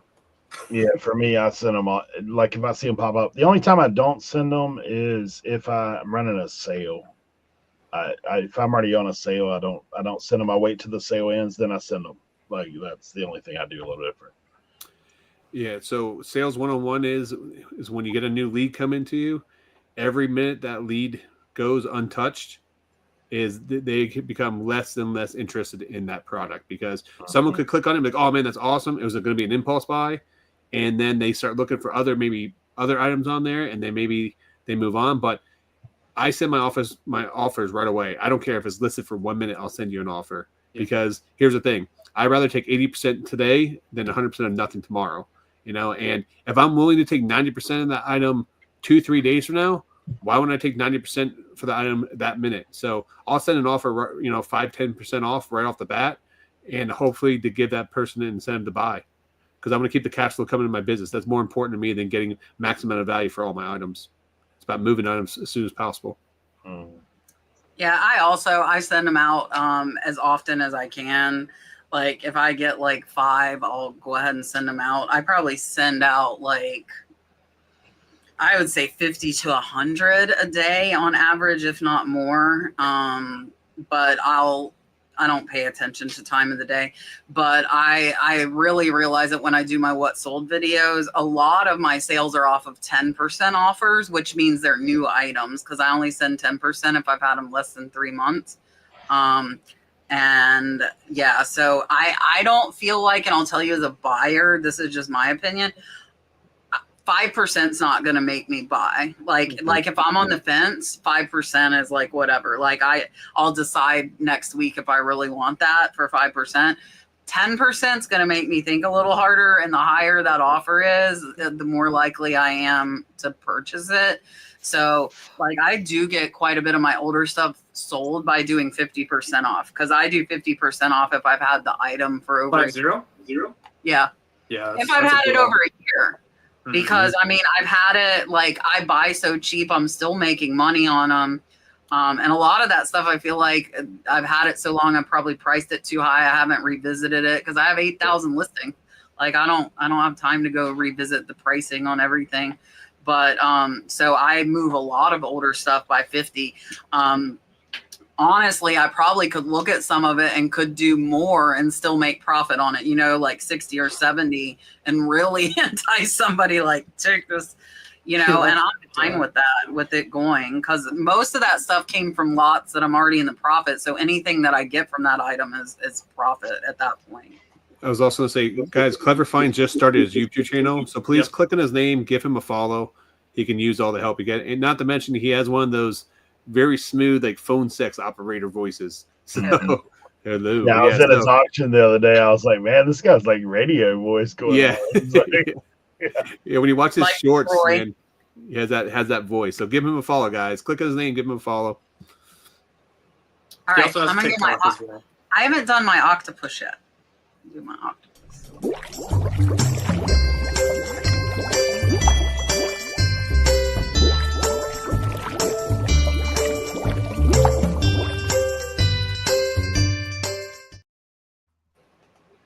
All right. Wolfman's Goodie says Jake's store A or B behind him. This one is my closet, and this one goes out to the rest of the house. Okay. I thought you'd have one of those fancy rooms with a bathroom in it, but I guess not. That's the entire time I thought it was a bathroom one there right behind you. Maylene, if you're still here, because I see your question coming up, tell us who you're asking to give a tour, unless you mean all of us. If you mean all of us, let me know that too. All right. Passionately Collected says, how can you update shipping on eBay to show a package was delivered? The customer confirmed they receive it, but USPS tracking stopped on 4/21. I'm not sure if I completely understand the question. So the customer said that they received it. They're asking if we can change it, but we can't because that's tracking. Nah. So there's no way. But if they tell you they got it, now you have that in messages, and they can't claim they didn't get it, would be what I would say to that. And it sounds like you might be asking because, like, you might be newer, and so they might not be releasing your funds yet. I would reach out to eBay and say, hey, this customer says the item is delivered. I'm not sure if that's a glitch in the system. If I could get paid on that ASAP, that would be awesome. And I'm sure someone would respond. Oh, if they're holding it, you mean? Yeah. Yeah. You can go to USPS and have them track a package, and sometimes that causes it to update. But like it's like if you request the tracking or whatever. Yep. All right. Squirrely Reseller says, when shipping golf club bags or vacuum cleaners, where you buy your boxes, Uline is too expensive. Y'all ready for this? I have sold, I think, just under 100 golf bags, and I ship them in garbage bags. Yep. I just put them in two 40-gallon sized garbage bags. I tape it up real nice. I've even put some bubble wrap. There was one, if they have like the kickstands and they're like kind of cheaper and thinner, you want a bubble wrap around those parts. But yeah, I just ship them in trash bags. I try to get the thickest ply of the 40-gallon bags at the stores and set them off that way. I use the same thing, and I use the shrink wrap. Like I bubble them, shrink wrap them, put the black trash bag on that thing, and I send it out. I mean, if it's a super expensive one, I will put it in a box. For that, I would tell you, like, my shipping hack is always befriend your shipping center. If you have a local, I'm not talking like UPS store. I'm talking about mom and pop shipping center. Sometimes you can, like, I have a relationship with mine to where I only pay for material and they pack it for me if it's something big, and I print my own label, because that's where you lose at a shipping center. Is I print my own label. I just take some measurements and then I take it there. They have boxes that fit pretty much everything, so it saves me time and money. So I do garbage bags as well. So for the few that I have shipped. Sorry, I did What see if that. it was a vacuum cleaner, though, to all of you? You're not going to put a vacuum cleaner in trash bags. Yeah, so I just noticed that. I was going to answer part out the vacuum. So I sell a ton of vacuum parts almost daily on eBay. If I get a Dyson, those are very easy to take apart. If it's a Shark, or if it's even like Kirby and stuff, like, just take the parts off, so that way you don't have to ship a whole entire vacuum. I did ship a whole entire vacuum once. It was tough. I used a ton of tape, and I Frankenboxed like 3 bigger boxes together just to fit it in. So I would really recommend not shipping out full vacuums. Just part them out and make smaller shipments. Rod, I don't have any anything answer. I don't ship vacuums. I would part it out. keep all my big boxes that are big and weird, where if I do have something like that, I mean, I'm lucky because we have triple lofts in here, so I have quite a bit of space, so I can throw them. But I don't particularly want to sell a vacuum very much. I'm clicking the wrong button. I just messed everything up. Texas Resale Queen wants to know, when in May will I be doing the member-only listing reviews? If you guys don't know, I do have paid channel memberships, and it is Thursday. And when I saw your question, I posted for people to sign up, so it is now in the community feed. I normally post 2 days before, which would be today, and then tomorrow is live sourcing too. So where I source for your zip code, this week had 3 members only live, so I have live 4 times this week. But yeah, so they are Thursday. They're almost always the second Thursday of the month, and which would be this Thursday. So they are Thursday, and it is there where you can sign up now. All right, Sarah Sells Smalls. Does anyone else have a lot of first-time eBay buyers? I feel like this is because of the pairing with Facebook. What are your thoughts on this? I never look at the feedback of my buyers, so I don't know. I don't know if I'm getting a lot of one-timers or early timers, or if they've bought 7,000 items before. I don't look into that stat at all. yeah, I don't pay attention to it either, to be honest. This happens a lot during the fourth quarter. You see a lot of people, because you can check out as a guest if you click on an ad through Google or something like that. So you're gonna get a lot of first-time buyers on there. But I mean, there's 138 million people, whatever, 33 million people, users on eBay. I mean, 133 people had to be first-time buyers at one point in time. So you're going to have a lot of those. I mean, they're the biggest reselling platform in the world. Yeah, I don't really pay attention to it much either, to be honest. I'm gonna scan really quick, but I haven't noticed it. Of course, their feedback's not popping up when I pull up my orders. Okay, never mind. I haven't noticed it, and I don't care. As long as they pay, I really don't care if they are first-time buyers or not. So not something I pay attention to either. All right. When Tag Else says, when comping MLB jersey, is there any different place for you to comp? I sold a Jersey Express Everett, Washington, Aqua Sox Frog baseball jersey, adult 46, tie-dye for $250. There were none listed or sold. I don't know where you comped, but I guess we can all say where we would. So for those items specifically, vintage sports and memorabilia and stuff, I hop over to Etsy, and a lot of times something will sell for $20 on eBay, but it'll sell for $35 on Etsy. So you may be even better altogether just listing some of those items on Etsy if it's right for your business. But yeah, I just I whenever I can't find, so for example, I found a cooler faucet the other day, and I couldn't find any exact comps on eBay. So I went to Kohler.com, typed in the model number, and saw that it sold for $500 new. And then I saw other similar ones that sold used on eBay for like $150. So I just listed mine for $150. Gotcha.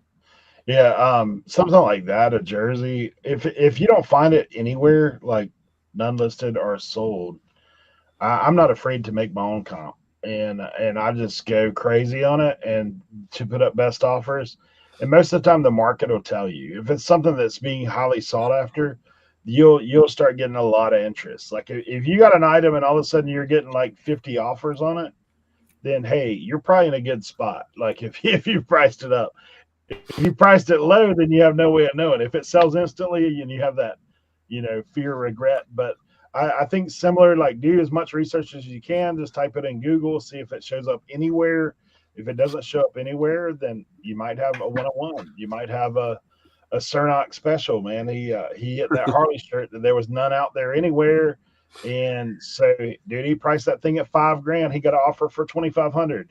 Hello, you can have it. Like that was. Thank you. So that's the kind of stuff that I tend to do if I can't find it anywhere. Don't go listen to stuff for $5,000 though. That's pretty rare. Yeah, I mean, because I actually found the player worn jersey and pants on the highway sale this weekend from 1990.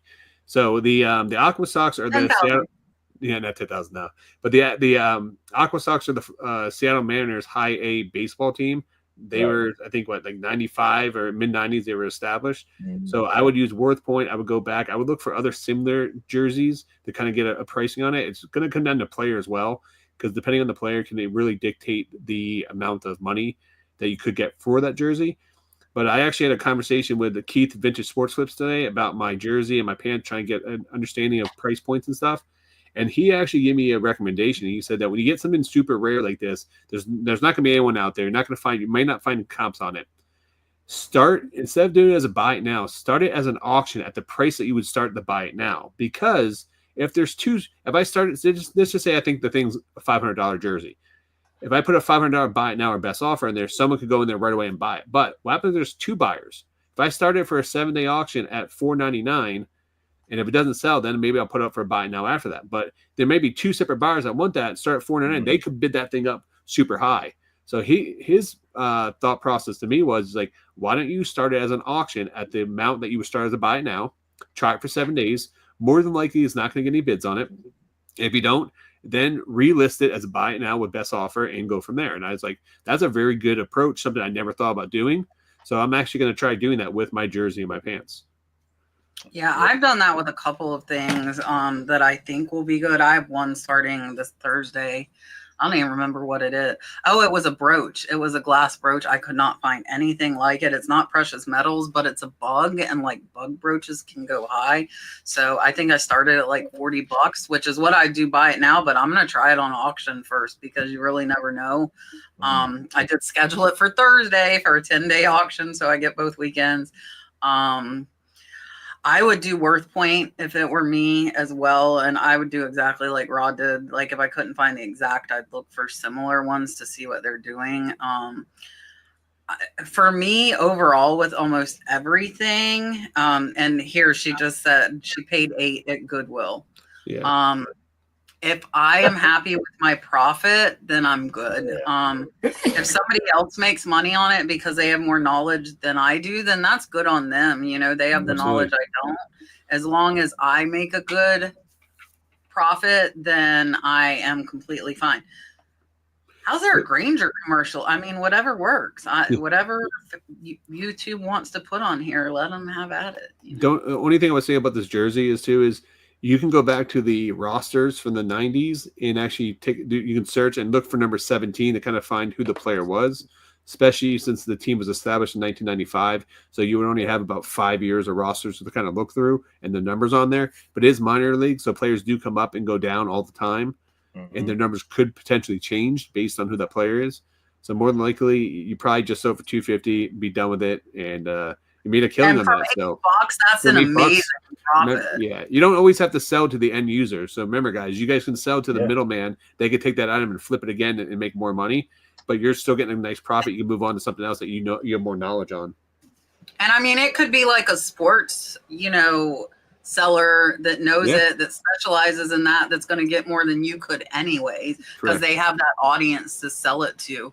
So I would be happy with it. Did Maylene ever tell us in the chat? I don't know if she was wanting to see everybody's room or what. Maylene, let us know. Again, if you already did, I did not see a response. Grammy's Thrifts and Quilted Gifts says, I've tried several times and can't find a place to put a custom SKU for inventory. So on the app, it's at the bottom of the item specifics. If you click add more, and on the computer, it is under the title, but you have to put see all, otherwise it won't pop up. But once you turn it on, you'll see it on every single listing. It's just a matter of getting it turned on. You also have to have a store subscription for SKUs. Oh, do you? I didn't know that. Yeah, I didn't know that either. All right, question for me.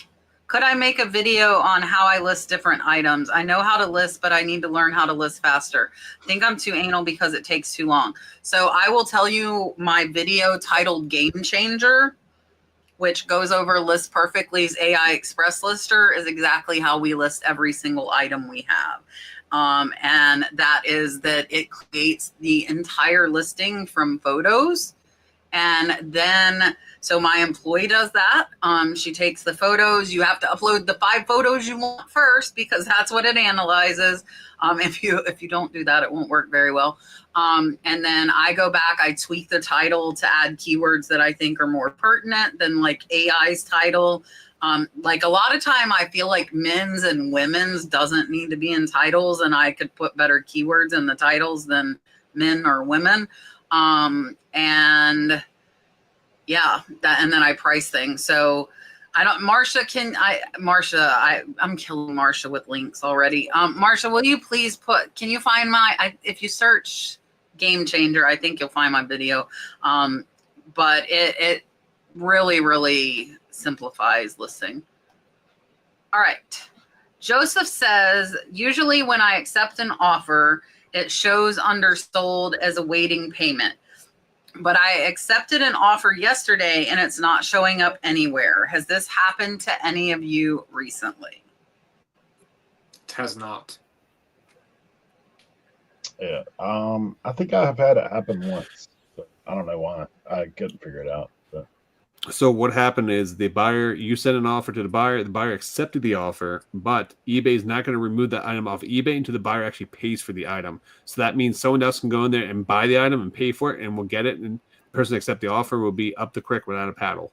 So pretty much it's a great feature eBay has implemented, because how many times have you someone accept an offer from you and they don't pay for days, and then you have to relist the item? So they avoid that problem now, and they accept the offer. The buyer still can get it for that price point, but they have to pay for it. So until they pay for it, it's still going to be listed for someone else to go in there and buy it. Yeah, I've accepted 2 offers on a Louis Vuitton for $400, and neither one of them had paid, and somebody bought it for $450 and paid first. So I actually made $50 more. Marsha posted that in the chat. So that shows you exactly how we list from just photos. And it fills out your item specifics, and it's so easy. It's so easy. And the crazy thing is, it picks up stuff that I don't even know what the heck it is.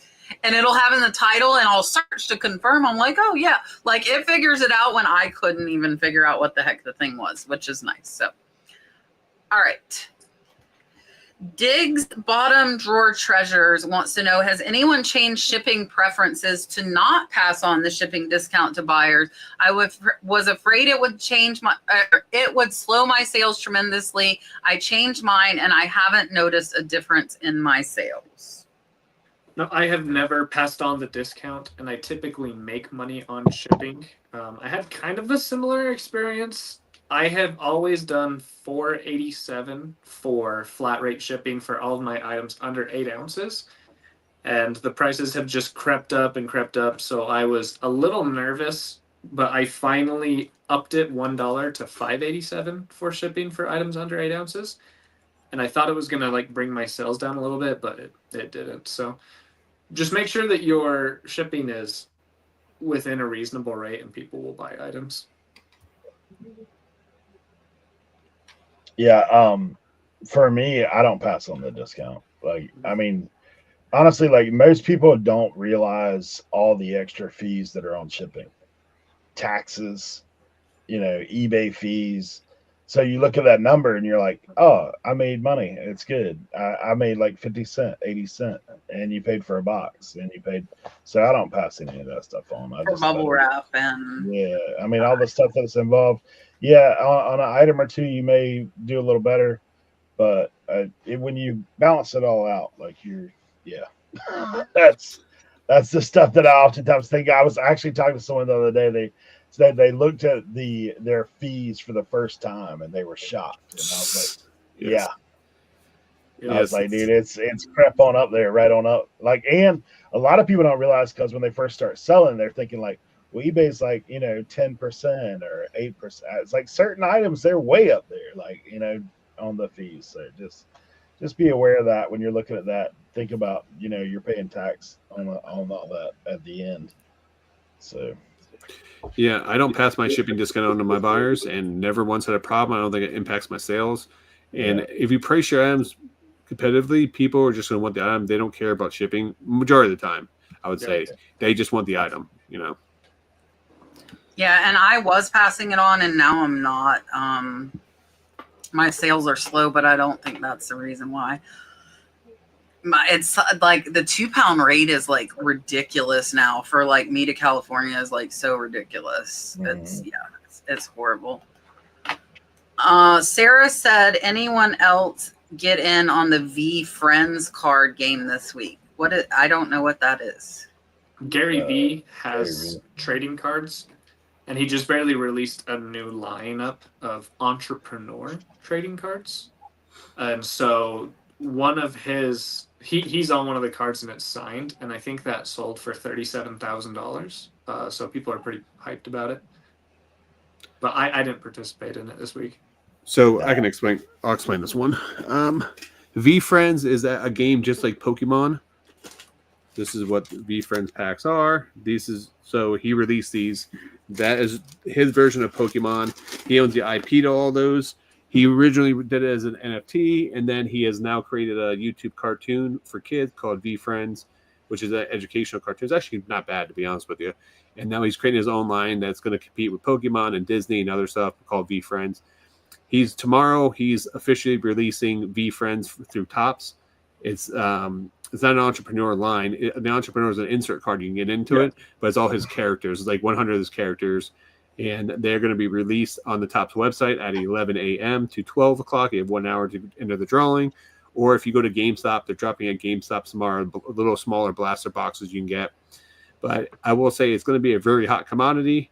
And if you're into cards or like cards, I recommend going to your local GameStop. They open, I think, at like 11 or 12, and try to get them when they open and try to get a box, because you probably could flip that online. There will probably be a line for sure. Yes, I would say probably more than likely. But I would say, based on my experience dealing with Topps and Topps, anything Topps puts out, Topps Chrome for the first time, they did that with like WWE, they did it with Disney. Those boxes were selling for 3 times on the secondary market the same week they were released. So very hard to get. I couldn't even win the lotto the first time. I have some friends that got one, so I do have boxes coming. But yeah, it's going to be very difficult. And it's going to be highly sought after cards to get. All right. Light Streamer says, my first jeans pickup, True Religion. Does anybody know, like, it's True Religion 29? Is that men's or women's?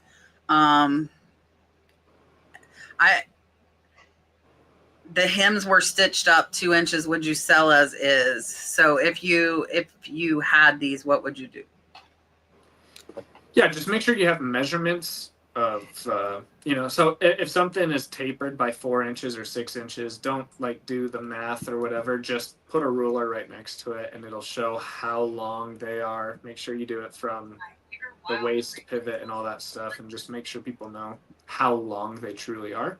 And I'm pretty sure a 29 waist is just 29 inches. It's universal for men or women. Yeah. I don't do anything with women's clothes at all, to be honest, other than flip it to somebody else. But as far as jeans, I've never picked up a pair that were stitched up. But my mom knows how to sew, so I'd probably just give them to her and let her take the stitch out of them and make them back to normal. Put them in the dryer. Like, yeah, that's me. I have sold a bunch of True Religion in the past. They do sell well. Yeah. I would say I would just take really good measurements, take good photos of it, and just list them as is and sell it. Just sell it as is. That's what I normally do anytime I have any type of flaws or anything with my jeans.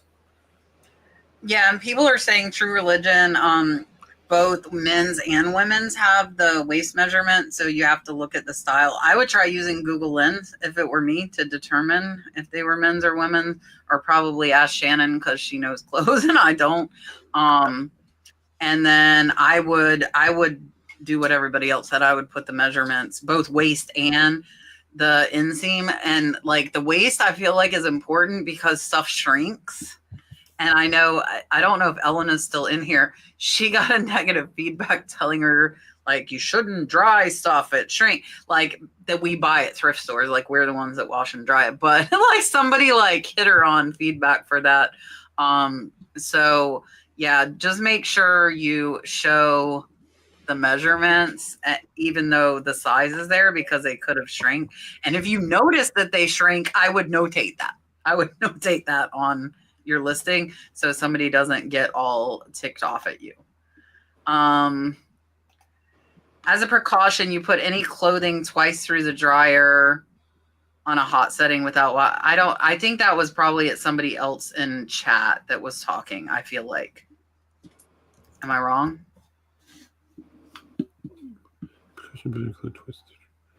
Yeah, I don't know what that's about. I think it was in response to something, I feel like. S. Gray also said, been away a while. How is Honey the kitty? Honey the blind cat is very, very good, and he's very fat. He's like 20 pounds now, and he has no tail. We're really, really debating starting him an Instagram because everybody keeps coming over and they're like, oh, this cat. And I'm like, he's a pain in the butt. We've had him for a year now. If you guys don't know, somebody dropped a blind cat off in my yard. I rescued him. I had to pay for surgery to have his eyes removed because they were so infected. So he has no eyes, and he is a rotten little cat. He can catch flies in the middle of the air. He hides under tables and attacks you. He attacks the dogs. Not like mean, but like playing. He's disabled, but not disabled. And Trish came and stayed with me a few days. Trish from Liz Perfectly. She was down from Massachusetts and she stayed with me, and she's like, I love this cat. And she's like, Cat, you see him every day. So he's like, whatever to you. So she thinks everybody would love Honey the blind cat. So we might start Honey an Instagram. We might do that. All right. Oh. Fast and Fancy says, what kind of inventory, if any, do you reserve for live selling, like Whatnot? So when it comes to live selling, whether it's on Whatnot or on the District app, like my platform, firstclasstreasures.com, the better the item, the better your sale is going to go and the more money you're going to get for it. And the worse the item, the worse your sale is going to go and the less money you're going to get for it. So I don't have like eBay items and live selling items. I kind of go by feel of what people are looking for. But if you're trying to sell a bunch of stuff that sells for $8 shipped on eBay, you're probably not going to get a single bid on live shows unless someone really likes your item in there. But I don't know. For example, I just got an Invicta watch that sells for $600. I'm probably never going to run that on a live show because you could just get $18 for it. And if you would have just put it on eBay, you would have got significantly more. But the better the items that you sell, the better time you're going to have live selling. And you may end up like Harry Tornado or the Philly Flirter and sell live selling full time no matter what the item is. So Yeah, I actually have started doing all kinds of stuff with live selling. I'm part of the Dibdit umbrella, so we have 8 different platforms, a lot of different avenues to sell, whether it be on Threads or Tiquity, or all of these have specific commons. I'm putting stuff back for commons. I have little bins that I basically I build a remote lot or a small electronic lot or a cassette lot or so I'm kind of spreading all that around and putting that. And just like this week, I've got like three or four shows that I'm running, so I'm setting inventory aside for that. So now it actually, it's changed the way I pick to a degree. So I am setting inventory aside. And then, like you said, high dollar items, I'm probably not going to run that on live selling. I'm probably going to set that aside and list that on eBay. However, I have at times run some high dollar items that I just didn't want to mess with, to be honest. Like maybe it was a testing issue or an issue that I was like, look, I don't really know what this is. I don't know how to explain it. I don't want to answer 25 million questions. I'm just going to sell it to somebody else and let them do the work and make some money off of it. So that's how I do it. So for the longest time, I had the same philosophy where I was going to sell my items that were under $20 on Whatnot, and then the other items was just put on eBay and sell it there. And then over time, I've changed that. I do sell a lot on the Dibit platforms, and I decided to do an experiment. Dibit has 12,000 members on there, and I got tired of hearing people say in their videos, I'm going to put this on eBay, where I'm going to put the rest of the stuff on live sale because it's more of a high dollar item. And I said, you know what? I decided to run an auction. I did it, was it a little over a week ago, about almost a week and a half ago. I preloaded 70 items, and there was a total of $5,000 worth of merchandise. We're talking PS3s, N64s. We're talking like my Argraph Chucky poster that used to be right over back there in the corner is no longer there. I had a Thunder Lips in the Rocky movie, Argraph Hulk Hogan cape. I had like Coach purses. I mean, I had a big vintage T-shirts, like a big selection of stuff. And I thought to myself, if you came to my house and I had $5,000 worth of merchandise sitting at my kitchen table, what is the minimum amount of money I would take for that? If someone walked in and offered me $2,000 cash, I would have took that probably in a heartbeat, because I know my buy cost would have been a lot lower than that, and I know I could flip that stuff right away, and I could take that $2,000 and do a lot more with that money. So I decided to start everything at $1, and I ran $5,000 worth of merchandise on there. And at the end of that show, it took me 2 hours, and including shipping, my total was I took in $2,800, and about $400 of that was that shipping charges, and between $2,300 and $2,400 for merchandise costs. Is what I actually took in for at the end of the auction.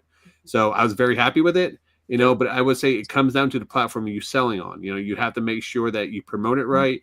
You do the right thing. You can't just go live and just say, hey, I'm going to run high dollar items. No, I pre-listed those. I promoted it well. I let people know ahead of time what was going on. I did preview shows leading up to that. There's different things I did, but I did that to prove a point. And you can sell high dollar items. I would say dabble with it. But also, too, don't sell if you have some type of rare antique that no one's going to really know about. Say, hey, this is a $500 item. That's probably not going to sell. So you have to know your marketplace. I know my marketplace was a pop culture marketplace.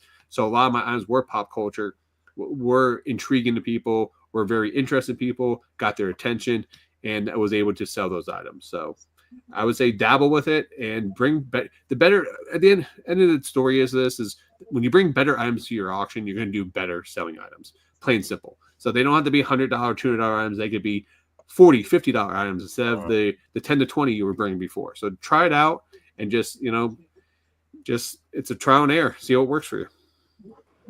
Yeah, or if you're doing the lower cost, lot them up. Yeah.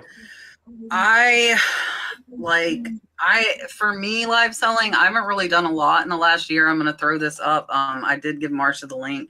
I will be selling on Knickknacks tomorrow morning at, I think I scheduled it for 10:15 a.m. It is already scheduled over on Knickknacks if you're not familiar. And I did pin my link if you guys haven't used District yet. I have a $5 coupon you can use.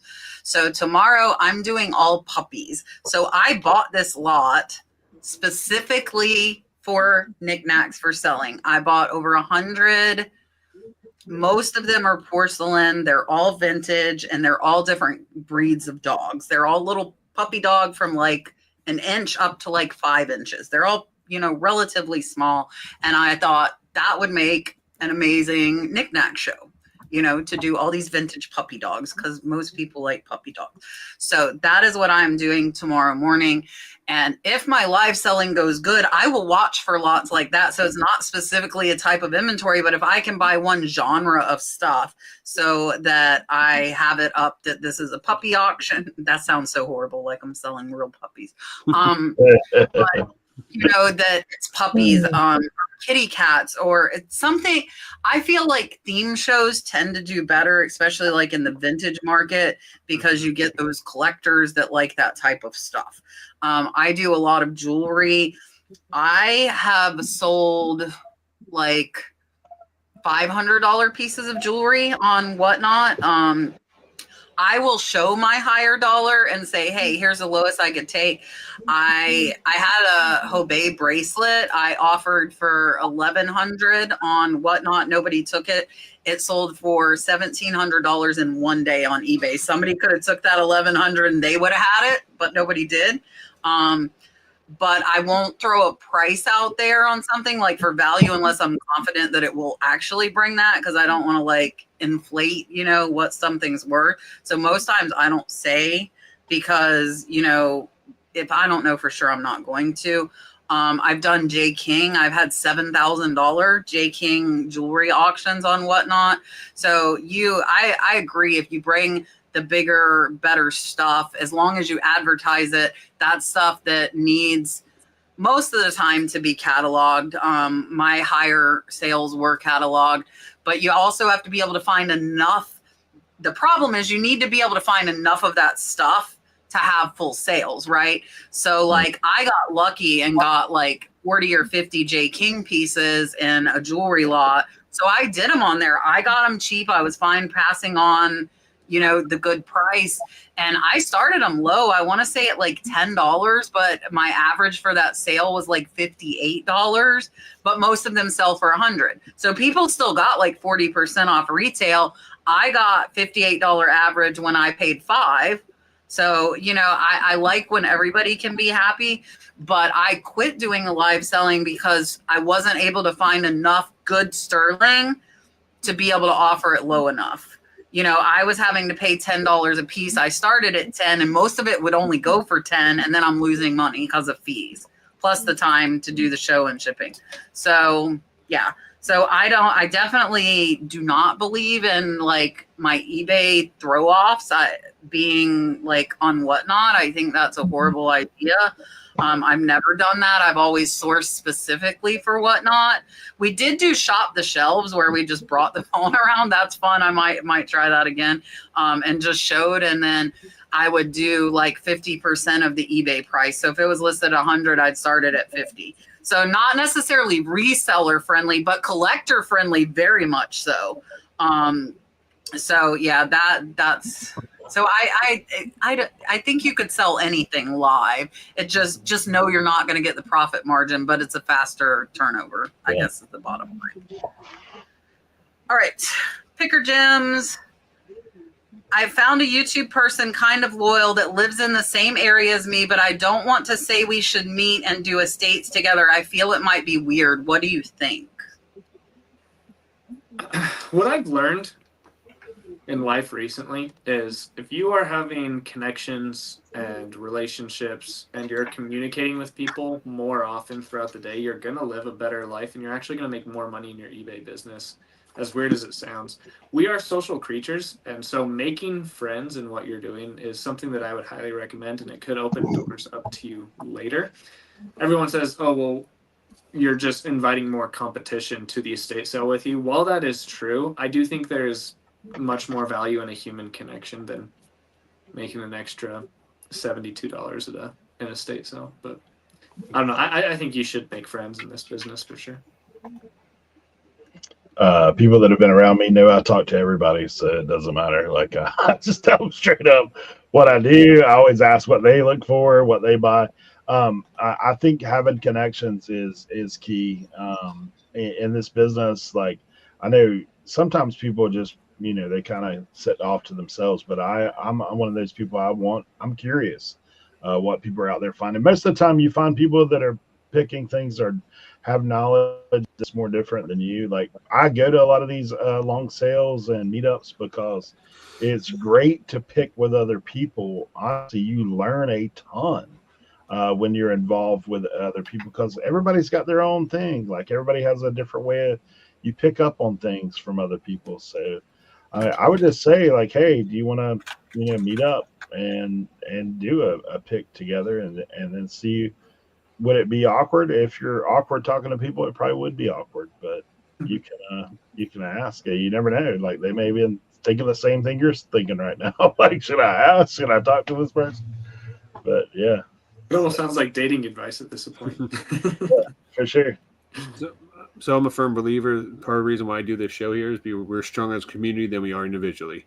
Yeah. So, and I have gone to yard sales with 10 other pickers, and we've all found stuff. Like me and Eric were literally went to a private pick with 10 of us, and we all walked out with items to buy. So the amount of knowledge you learn from picking with another person could pay you 10 times the amount of money that you would make from that one pick losing out for that day, because they may show you stuff that you didn't know that you could find down the line and make 10 times the amount of money. So I always tell that. Now, I would say now being a YouTuber and also watching other YouTubers, I would say over time, when I first got on YouTube, I would watch Kevin, Dave, Kat. I watched a lot of other people. I felt like I knew these people before I even met them. Mm-hmm. So always keep that in mind, that these people don't know you because they haven't watched your videos. You know us, but we don't know you. Yeah, so I have felt, so I would say this. I have felt that I'm like, man, we would be best friends. We could all hang out together because we pick the same stuff. We like the same stuff. But if you take that approach to someone, you just have to approach them with kitty gloves, I would say, because some people will be really like, I'm open now, like, oh, that's super cool, but other people could be really weirded out by that because you know so much about them, they don't know who you are. So I see both sides of it. So I always say be respectful if you're going to reach out to them, and if they don't want to reach out to you, don't want to talk to you and stuff like that, or ask them, hey, maybe meet up for to get lunch, or maybe they don't want to go picking with you, or something along those lines. You just got to be respectful, find a common ground that you guys can talk, and then that talk could open the doors for other things. So just be careful on that. Yeah, so I actually behaved and put out a catch treasure hunting video yesterday. It had been a month since I put out a thrifting video, and I talked about this. And I talked about how people are like, why do you go thrifting with other resellers? Why not? Like, what? Who cares? There is so... Like, do you see the shelves at thrift stores? There's plenty of crap out there. There's plenty of crap, and there's no need to be like, I do not understand the selfish, greedy, unsharing mentality. I do not at all. If I can help somebody, I'm going to help them. Marsha is in the chat, Red Cardinal Treasures. Elena is in the chat, Treasure Diva Thrifts. The three of us go thrifting together regularly, and we pick the same stuff. We pick the same stuff, and we still all leave with a friggin' buggy full of stuff. So you can do it, and if I can help somebody, I'm going to help them. Now, might I give Elena the eye when she gets something that I really would have liked that, but do I get mad? No. Yeah, Tiffany, Thrifting Vegas. We went thrifting when I was in Las Vegas together. totally fine. You know, she has a different eye than I do. And even if we sell the same kind of stuff, we still have a different eye. We're still going to look at different stuff. Like one of us, like Ellen is really good with plush. I'm not that great with plush, you know? Yeah. Marsha's saying we miss things. Like they'll have went through a section. I went through a section. Marsha comes behind me and finds all these vintage handkerchiefs. And I'm like, where the heck did you get those? Right where I just was, you know, and that's fine. Good for her.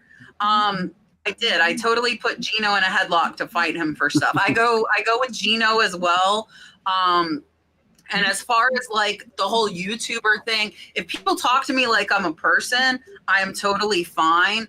But like the big thing for me that I appreciate is people respecting that I'm there working.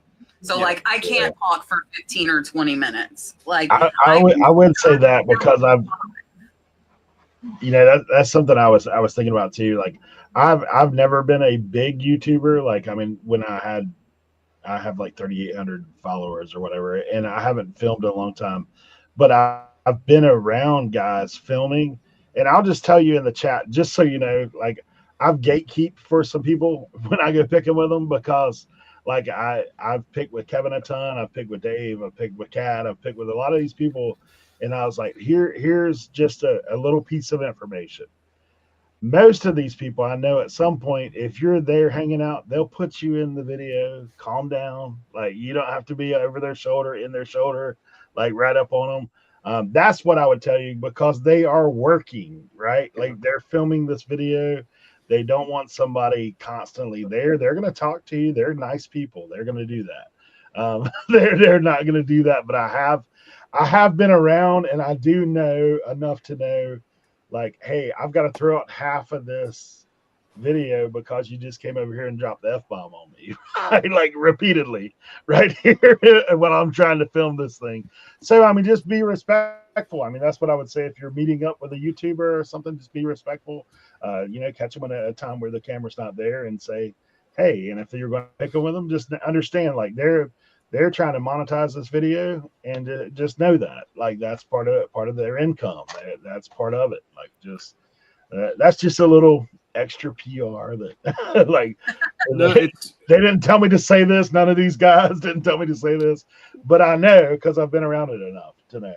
That's a good point, though. I mean, I will say there's times where I have people in my videos, or I had to cut stuff out because we just kept talking about certain things, and it took away from the overall experience of the video, which I'm completely fine with and stuff like that to a point. But I will stop it. If you met me in person at any flea market or garage sale, I will stop, turn off my camera, and I will sit there and talk to you for a while. I do that all the time.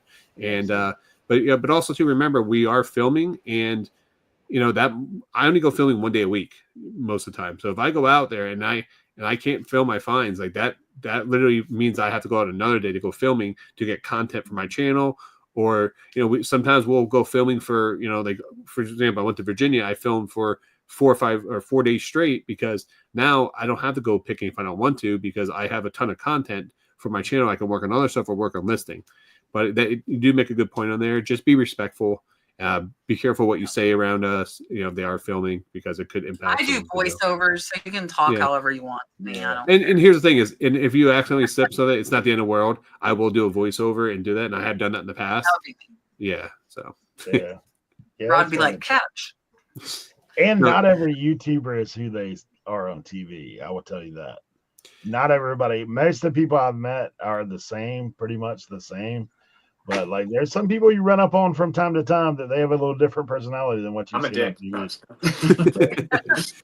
I think this thing is my sailor mouth. I cuss a lot, not on camera.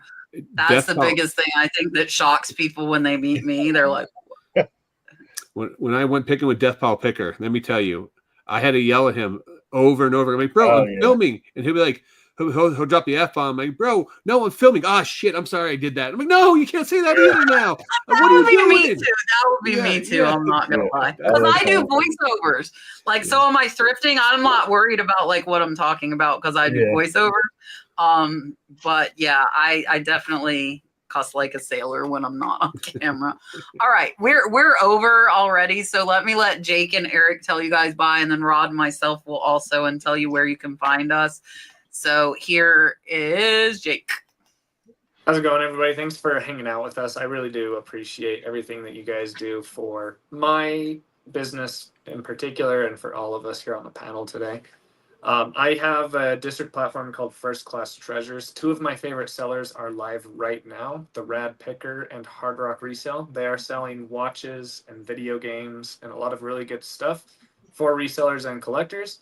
So I'd really appreciate it. Red Cardinal Treasures just put my link in the chat. I would love it if you guys could hang out with us and check out that live show tonight. Thanks for having me, guys. Perfect. Here's Eric. Kill it. Yeah, you can find me on Tuesdays live on YouTube, Reseller Information Network. I'm selling, like I said, on all the Dibdit marketplaces. There's 8 total. And I could run down each and every one of them, but I'm selling specifically Thursday on Threads. That's Dibdit Threads. And then I will be selling on our newest marketplace, which is a merger with One Stop Shop.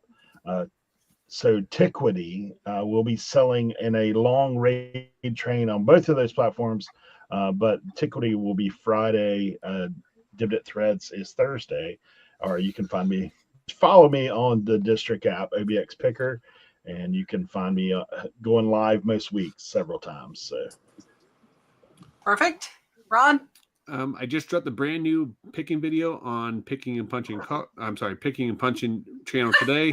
Yesterday, I dropped a video on picking and punching cards where I picked up some LeBron James and some other autographs at flea markets and garage sales, and I take them to a sports card show and get them authenticated. So if you guys like me being punished and watch me lose money, go watch that video. You'll have a lot of fun on that one. Tomorrow night, I'll be live on Dibdit Cards, and I will be doing my very first break on there. If you guys do not know what break is, we're going to be opening up tons of NFL football product. You can go in there and bid on teams. The auction for the NFL teams ends at between 9 and 9:30, and I'm going to go live at 9:45 tomorrow night and open up multiple boxes of NFL Prism football and 2024 Optic. If you guys don't know, you're chasing the downtown cards. So we'll be doing that tomorrow night. So if you guys want to go bid on those, go ahead. And then Thursday, I'll be on a raid train on Dibdit Threads, selling t-shirt raid train. All right. Tomorrow, we all are all over the place. Tomorrow morning at 10:15, I will be live on Knickknacks with all my little puppies, vintage, and I think some might be antique little puppy tchotchkes. And then and I pin to save $5 if you are not on District yet. Come check it out.